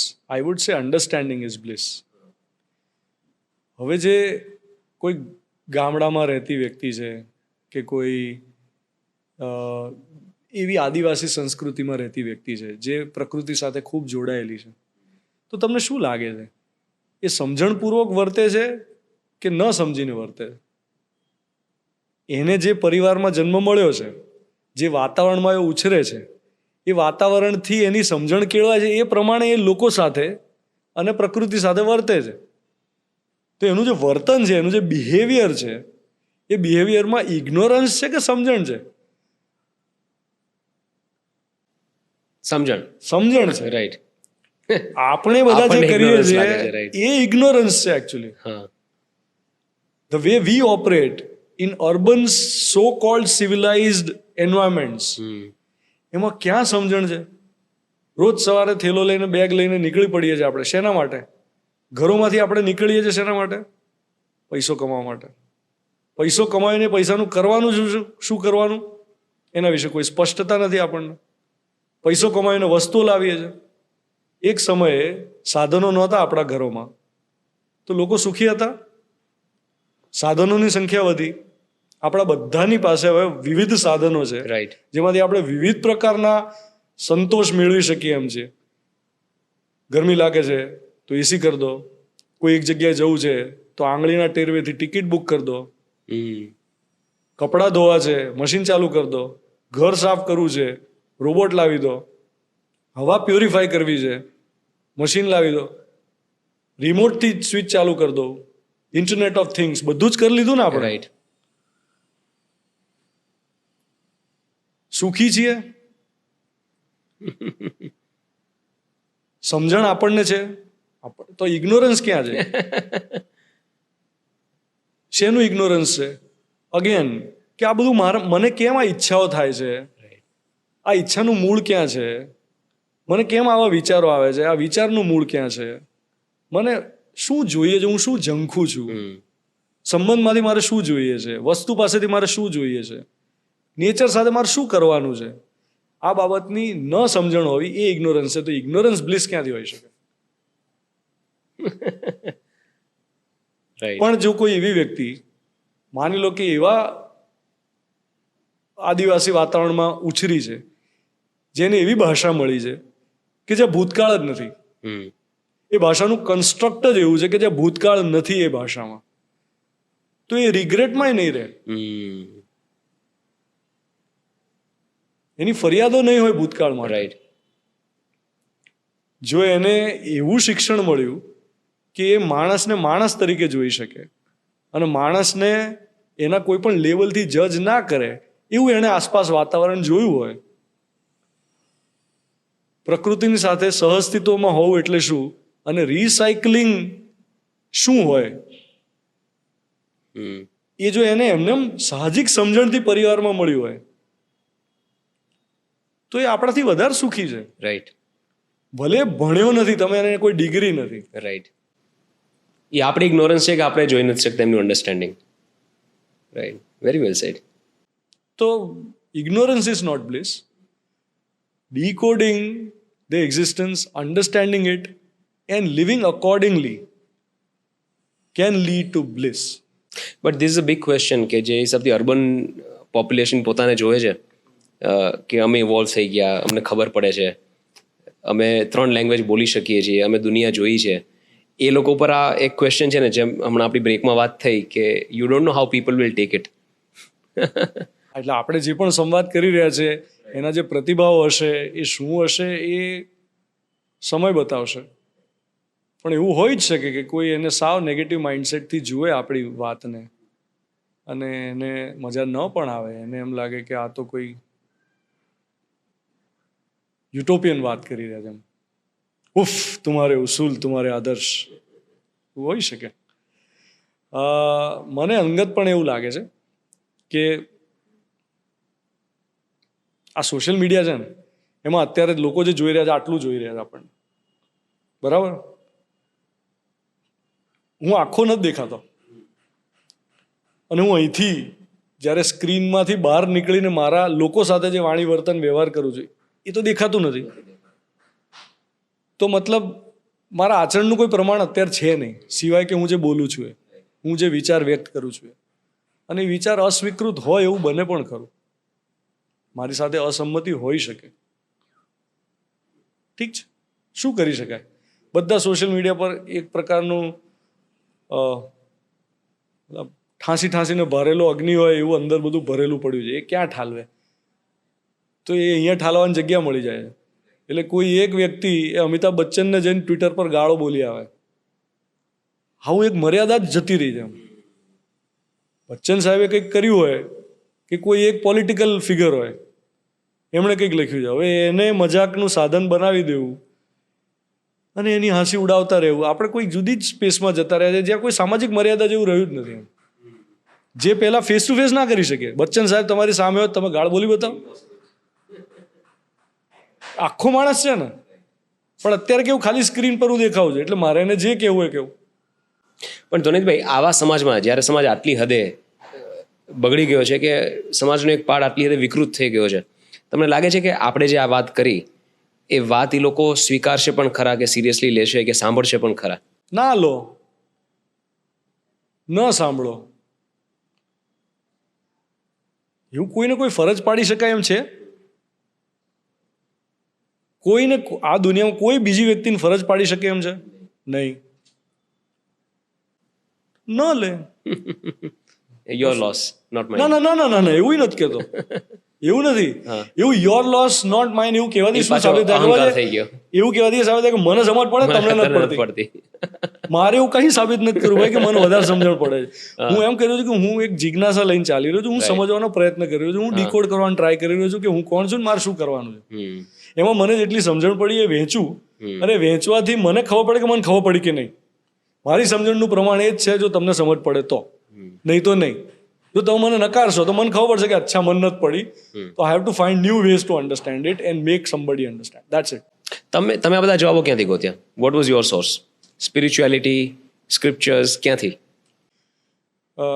સંયોગ હતો એવો કે હું મધ્યસ્થ દર્શનના સંપર્કમાં આવ્યો. મધ્યસ્થ દર્શન એ નાગરાજજી દ્વારા પ્રતિપાદિત છે. એમનું નામ અગ્રહાર નાગરાજ. અને આ બહુ હમણાં છેલ્લા થોડા સમયમાં જ આપણને મળેલું દર્શન છે. તો એનું અધ્યયન કરતાં કરતાં મને ખાલી એની વાત જ્યારે કહેવાતી હતી ને ત્યારે પહેલાં તો સમજાતી જ નહોતી. શરૂઆતમાં મને એવું થતું કે આવું કઈ રીતે હોય, આ શું કહે છે? ખાલી એટલી ગ્લિમ્સ આવતી હતી કે કંઈક બરાબર કહે છે, પણ મારી સંમતિ નહોતી બનતી. જેમ હું અત્યારે વાત કરું છું તો મારી વાત સાથે સંમત થવું જરૂરી નથી એમ, તો મારી સંમતિ નહોતી બનતી. કેટલી બધી જગ્યાએ મને એમ થાય કે ના કંઈક કહે છે બરાબર, પણ હું એનું મૂળ કારણ શું હતું? મારું કન્ડિશનિંગ બાયસ. અત્યાર સુધીની મારી જેટલી પણ જર્ની, એમાં મને એવું લાગતું મને તો સમજ પડે જ છે ને ભાઈ, તમે શું મને સમજાવવાના? એ તો at one point I realize કે ભાઈ હેલો, મને કાંઈ નથી સમજ પડતી. એને જે ભ્રમ નિરસન કહેવાય ને, આમ બહુ ચકનાચૂર થઈ ગયું મારી અંદર બધું, કે હું મારી જાતે શું સમજું છું, હું શું 30 માર્કા સમજુ છું મારી જાતને. મને એમ થાય કે હું આટલું વાંચ્યું છે ને આટલું મને જ સમજણ પડે છે. એ કેવી રીતે થયું? એની એક શિબિરમાં એક દીકરી હતી. અમે લોકો જ્યારે શિબિરમાં ચર્ચાઓ બધી કરતા હોય તો તમને ખ્યાલ આવે કે આ દીકરી જે છે એને થોડીક ઓછી સમજણ પડે છે એમ, બરાબર? જેને આપણે એમ કહીએ કે એની બૌદ્ધિક ક્ષમતા એ થોડી ઓછી, એવું વાતચીત કરતા સમજાય. પણ શિબિર દરમિયાન મેં એવું ઓબ્ઝર્વ કર્યું કે એને મારા કરતાં વધારે સમજણ પડે. આઈ રિયલાઇઝડ કે એક સાવ છેવાડાના ગામડામાં આવેલી કોઈ એક ખેડૂત પરિવારની દીકરી કે કોઈ એક સાધારણ ખેડૂત, એને મારાથી વધારે સમજણ પડે છે, વધારે સારી રીતે જીવે છે, વધારે સુખપૂર્વક જીવે છે, એના સંબંધોમાં પૂર્ણતા છે. અને મને સમજાયું કે યાર હું શું સમજુ છું મારી જાતને. એ કેવો મેં ભ્રમ કેળવી રાખ્યો છે કે મને આવડે છે. મને મારી હોવાની નિરર્થકતા દેખાઈ ગઈ એ વખતે. અને મને એવું પણ દેખાયું કે અચ્છા આ જે કહેવામાં આવી રહ્યું છે ને અહીંયાથી, આ મધ્યસ્થ દર્શનની અંદર જે વાત રજૂ થઈ રહી છે જીવન વિદ્યાની, એ સાર્થક છે. ખાલી એની સાથે અલાઇન થવામાં થોડો સમય લાગે. એ જે વાત કહે છે એમાં આપણી અંદર ખૂબ સ્ટ્રગલ થાય, કારણ કે આપણે લોજિકથી સમજવાનો પ્રયત્ન કરતા હોય અને અમુક વસ્તુઓ જે છે એ માત્ર લોજિકથી ના ખબર પડે, લોજિક ખરી જાય પછી અનુભવાય. તો ઇટ્સ અ પ્રોસેસ. તો આઈ વુડ સે દેટ મધ્યસ્થ દર્શનને સમજવાના ક્રમમાં perhaps for an entire year I thought કે મને સમજ પડે છે, અને એના પછી મને 1 વર્ષ પછી ખબર પડી કે અચ્છા મધ્યસ્થ દર્શન પણ જે રીતે કહેવા માગે છે એ રીતે હું નથી સાંભળી રહ્યો. હું મારા કોઈ જૂના કન્ડિશનિંગ બાયસથી સાંભળી રહ્યો છું એને. હું મારી કોઈ જૂની વાતને જ સાચું માની રહ્યો છું ને એમ કહું છું કે હા આવું જ તો પહેલાં કહેવાયું છે ભાઈ, આ શું નવી વાત, આ તો એ જ વાત કહે છે ને જે પહેલાં કહેવાય છે. મને ઘણા સમયે રિયલાઇઝ થયું કે આ એક વિકલ્પ છે, અને આ વિકલ્પ શું કહેવા માગે છે એની પોતાની એક ભાષા છે. એ પરિભાષા પ્રમાણે જો હું જોવા માંડીશ તો મને અસ્તિત્વગત વસ્તુઓ જેવી છે એવી દેખાશે, અને મને એનો સાક્ષાત્કાર થઈ શકે એમ છે. અને સાક્ષાત્કાર પૂર્વક હું મારી બુદ્ધિમાં એને બોધરૂપે સ્થિર કરી શકું એમ છું, અને જે જેવું છે એવું જો મને એ શુદ્ધ રૂપમાં દેખાઈ જાય, ફોર એક્ઝામ્પલ માણસને હું માણસ તરીકે જોઈ શકું, પદાર્થોને હું પદાર્થ તરીકે જોઈ શકું, અને એ પદાર્થ હોવા પાછળ શું કારણ છે, કયા કારણથી આ બધું છે, એ જો મને સ્પષ્ટ દેખાવા લાગે તો that's a real bliss. Understanding is bliss. તો it's a process. I wouldn't say that I have understood it a bit, but I am a student. તો હું એક જિજ્ઞાસુ છું, હું એક શોધાર્થી છું, અને હું એમાંથી શોધ કરી રહ્યો છું, મારી રીતે શોધી રહ્યો છું. એમાંથી જે સમજણ મળે એ વહેંચતો જઉં છું મારા મિત્રો સાથે, પરિવારજનો સાથે, અને મારી અંદર હું ગેપ્સ જોયા કરું છું કે આ હું જે સમજુ છું એવું કરતો જ છું નહીં, તો કેવી રીતે થઈ શકે. પણ કરવાવાળો ભાગ પછી છે. ઘણા લોકો જે આપણે એમ નથી, આમ જનરલી આપણે સીધું ક્યાં જોઈએ ખબર છે કે શું કરો છો, શું કરો છો એ મહત્વનું નથી, શું વિચારો છો. રાઈટ. આઈ હોપ કે આપણે એને વધારે સિમ્પ્લિફાઈ આખી વસ્તુને કરી શક્યા હોત. અમુક એટલી બધી મોટી વાતો તમે કહી દીધી છે કે અમુક વસ્તુ લોજિક ખરે પછી ખબર પડે. આપણે લોજિકમાં મિનિંગ શોધતા હોય, લોજિકમાં અન્ડરસ્ટેન્ડિંગ શોધતા હોય, પણ અન્ડરસ્ટેન્ડિંગ જ્યારે લોજિકની બહાર જઈને વિચારીએ ત્યારે કદાચ આવે. આ બહુ ઊંડી વાત તમે કહી દીધી એક સહજ ફ્લો ઓફ કોન્વર્ઝેશનમાં. વચ્ચે એક સ્ટેટમેન્ટ તમે બોલી ગયા, પણ ઇટ્સ લાઈક ઇનવેલ્યુએબલ લર્નિંગ. જે લોકો પોડકાસ્ટને અહીંયા સુધી જોયું છે, આપણી સાથે જોડાયેલા છે, એ લોકોને આઈ થિંક આ એક હક છે કે કદાચ પૂછી શકે તમને કે કોઈ વ્યક્તિ જીવનમાં અટવાણું છે, ઘણા બધા પ્રશ્નોના જવાબ નથી મળતા, ક્લેરિટી નથી કે હવે મારે શું કરવું જોઈએ, કે પર્પઝ લાઈફનો નથી, અને ખુશ નથી, ફોર સમ રીઝન ખુશ નથી, સ્ટક ફીલ કરે છે. એ પોતાની જાતને ડીકોડ કે સિચ્યુએશનને ડીકોડ કેવી રીતે કરી શકે according to you? What would be your process જ્યારે તમે આ જર્નીમાંથી નીકળ્યા? Vote was your process or vote worked for you? ભાઈ, એક માણસ કોઈ એવા માણસને જ શોધે છે જેને એવું લાગે કે આની પાસે જવાબ છે. હું ગોતું છું. બરાબર. આપણે સતત રાઈટ. એટલે આપણો જે આખો શિક્ષણનો જે ઉપક્રમ છે ને, એમાં પણ આપણે how do we look up to teachers, how do we look up to elders, when would we do that? એક બાળક જે છે એના માટે સહજ રૂપે એના માતા પિતાનું જે વર્તન છે એ અનુકરણીય છે. એ સહજ રૂપે એવું સ્વીકારે છે કે આ બરાબર જ છે, એ જે કરે એને ધીરે ધીરે ખ્યાલ આવે કે અચ્છા આ તો બરાબર નથી. કોઈ એક પોઈન્ટ એવો આવે જ્યારે એના માતા પિતાના વર્તનમાં એને ક્યાંક ગેપ દેખાય. કોઈ એક પોઈન્ટ એવો આવે જ્યારે એને સમાજમાં જે બીજા લોકો વર્તે છે એમાં ગેપ દેખાય, જેને શિક્ષકોમાં ગેપ દેખાય. પણ ત્યાં સુધી જુઓ, બાળક અનુસરણની સ્થિતિમાં હોય જ છે. સતત આપણે કોઈ એક રેફરન્સ પોઈન્ટ શોધીએ છીએ, એક એવો રેફરન્સ પોઈન્ટ જે કોઈ માણસમાં આપણને દેખાય કે આ માણસ જે વિચારે છે એ બોલે છે અને એ કરે છે કે નહીં, અને એને આપણે આપણી અત્યાર સુધીની જે આધ્યાત્મિક સમજ છે એમાં ગુરુ એવું નામ આપ્યું છે. મારી સમજણ એવી છે કે ગુરુ એ છે જે લઘુને ગુરુ બનાવી શકે. તો ગુરુ કે જે લઘુને ગુરુની સ્થિતિમાં મૂકી શકે. તો આપણે બધા શોધી એવા કોઈ એક રેફરન્સ પોઈન્ટને રહ્યા છે કે જે આપણને આપણે શું કરવાનું છે એ દેખાડી દે. હા, કે તું આ જ કર, એમ ક્લેરિટી આપે. રાઈટ. અને એમાં આપણે ક્યાં શું શોધતા હોઈએ કે કોઈ, જેમ કે મને ઘણા લોકો આવીને પૂછે, અમારો એક ડેન્ટિસ્ટ મિત્ર છે, એમણે મને એવું કીધું હતું કે તમે ધોનીભાઈ આ નવી પેઢી સાથે થોડો વાર્તાલાપ કરો ને. મેં કહ્યું કેમ? કે અમારી કોલેજમાં આવો ને કંઈક વાત કરો ને. મેં કહ્યું કેમ, પણ શું મારે હમણાં કોઈની સાથે કંઈ વાત નથી કરવી, એવું એ ફેઝમાં હતો. મેં કહ્યું મને જ નથી સમજ પડી તો હું શું વાત કરવાનો.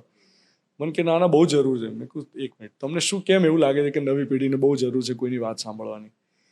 તો કે હમણાં જ કે કેવું થયું કે અમુક સ્ટુડન્ટ્સ અમારી પાસે આવ્યા અને અમને એવું પૂછે કે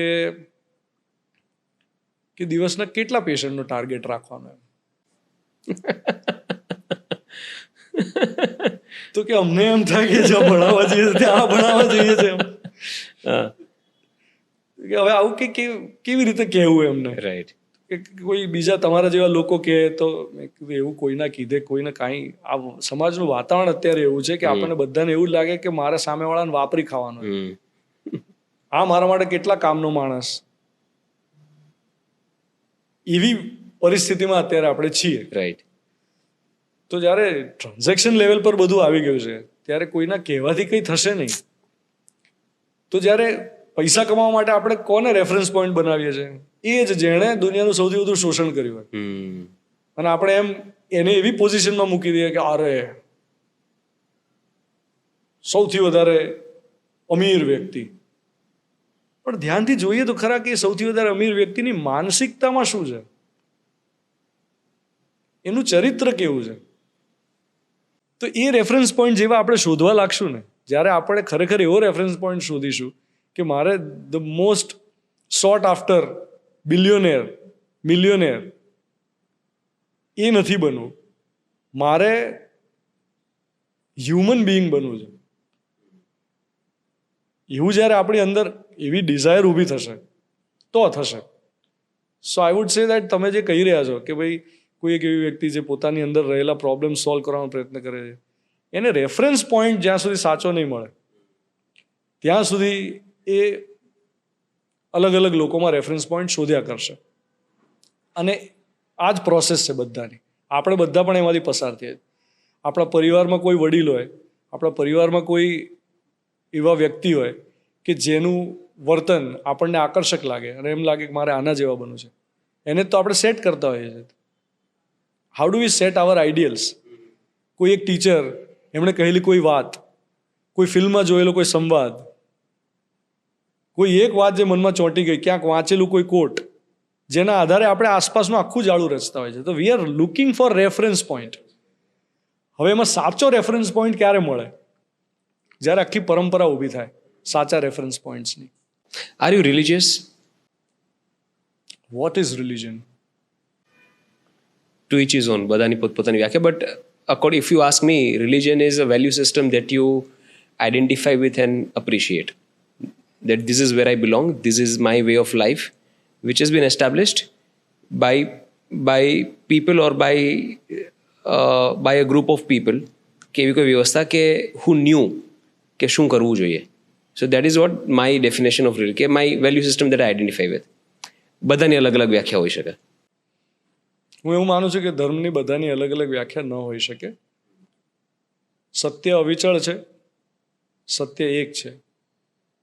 સત્ય જે છે એના આધારે કોન્સ્ટિટ્યુશન જે બને છે એ ધર્મ છે, અને કોન્સ્ટિટ્યુશન પ્રમાણે જે વ્યવહાર થાય છે એ ન્યાય છે. તો ન્યાય, ધર્મ અને સત્ય એને હું સીક કરી રહ્યો છું. I am seeking. I would say that I am a seeker of nyay, dharma, સત્ય. હું એને સમજવાનો અને એને મારી અંદર સ્થિર કરવાનો પ્રયત્ન કરી રહ્યો છું. પણ ટુ ઈચ ઇઝ ઓન વાળી જે વાત છે ને, એની સાથે મારી સંમતિ નથી બનતી. કારણ કે સત્ય એ મારું કે તમારું ના હોય, સત્ય સત્ય હોય. But I go back to my question, that are you religious? Do you find your reference points from religion, from scriptures? I am studying મધ્યસ્થ દર્શન એઝ ઓફ નાઉ. અને એની અંદર જે પણ કંઈ વાત કહેવામાં આવી રહી છે એને હું સમજવાનો તાર્કિક રીતે, તાત્વિક રીતે અને વ્યવહારિક રીતે ત્રણેય આયામમાં એને સમજવાનો પ્રયત્ન કરી રહ્યો છું. તો એ આધારે જો કહીએ તો એ જે સ્ક્રિપ્ચર છે, એ જે વાંગ્મય છે, એ વાંગ્મયને અનુસરી તો હું રહ્યો છું. તો એને જો તમે રિલિજિયસ કહેતા હો તો I am steadfastly religious in that. Great super ધ્વનિતભાઈ. આઈ થિંક ઘણા બધા વિષયો આપણે બહુ ઊંડાણમાં ચર્ચા કર્યા and I think it's been a very enriching conversation for me. મતલબ હું તો વાગોળતો રહીશ આજનો દિવસ, કાલનો દિવસ, કદાચ આખું વીક આ બધી વાતો ચાલતી રહેશે મારા મગજમાં. બટ મને બહુ મજા આવી. આઈ enjoyed every moment of this conversation. I hope you also did. મને ખૂબ મજા પડી તમારી સાથે વાત કરીને. એક પ્રકારની હળવાશ અનુભવાય. ઘણું બધું જે મારી અંદર હતું એ હું વ્યક્ત કરી શક્યો. હા, એ જે અભિવ્યક્તિ હતી એ અભિવ્યક્તિમાં ક્યાંક અહંકાર પણ છલકાયો હશે, ક્યાંક મારી જે નાસમજી છે એ પણ વ્યક્ત થઈ હશે. તો ખાલી એક વિનંતી છે મારી કે જ્યાં જ્યાં પણ કોઈ ગેપ્સ અથવા તો જે પણ કોઈ એવી વાત કહેવાઈ હોય કે જે અનુચિત કે અયોગ્ય લાગી હોય, કોઈને અરુચિકર લાગી હોય, તો એમાં જે પણ કંઈ ખોટું થયું છે અથવા જે પણ ના સમજી છે એ મારી છે, મધ્યસ્થ દર્શનની નહીં. કોઈ એવું ના સમજે કે મતલબ મારા મનમાં એમ છે કે મારા કારણે મધ્યસ્થ દર્શન વિશે કોઈ અભિપ્રાય ખોટો ના બંધાઈ જાય. એટલા માટે અત્યાર સુધી જાહેરમાં હું એના વિશે ક્યારે બોલ્યો નથી. કારણ કે મને એવું લાગે કે મારી અંદર કંઈ ખોટું હશે, લોકો એને એની સાથે સાંકળી લેશે. એવું નથી. દર્શન સ્વતંત્ર રૂપે મારા હિસાબે માનવ સમાજને મળેલી એક અમૂલ્ય ભેટ છે. આવું અનુસંધાન હજી સુધી નથી થયું એવું મારું અવલોકન કહે છે. અને એટલે જ મારી વાતને કદાચ મારી વાત જે ઓછી રહી હોય, જે એને ન્યાય ના આપી શકી હોય, તો હું મારા કોઈ પણ અહંકારને કારણે હું કંઈ ખોટું અભિવ્યક્ત થઈ ગયો, તો પ્લીઝ ડોન્ટ જજ ઇટ. પ્લીઝ ડોન્ટ જજ Jeevan Vidya from my point of view. I think એટલી તો મેચ્યોરિટી ઓડિયન્સ બતાવશે. આઈ એમ અને મારી કોઈ વાત ન ગમી હોય રાઈટ. તો ક્ષમા પ્રાર્થી છું. Thank you so much. Really appreciate.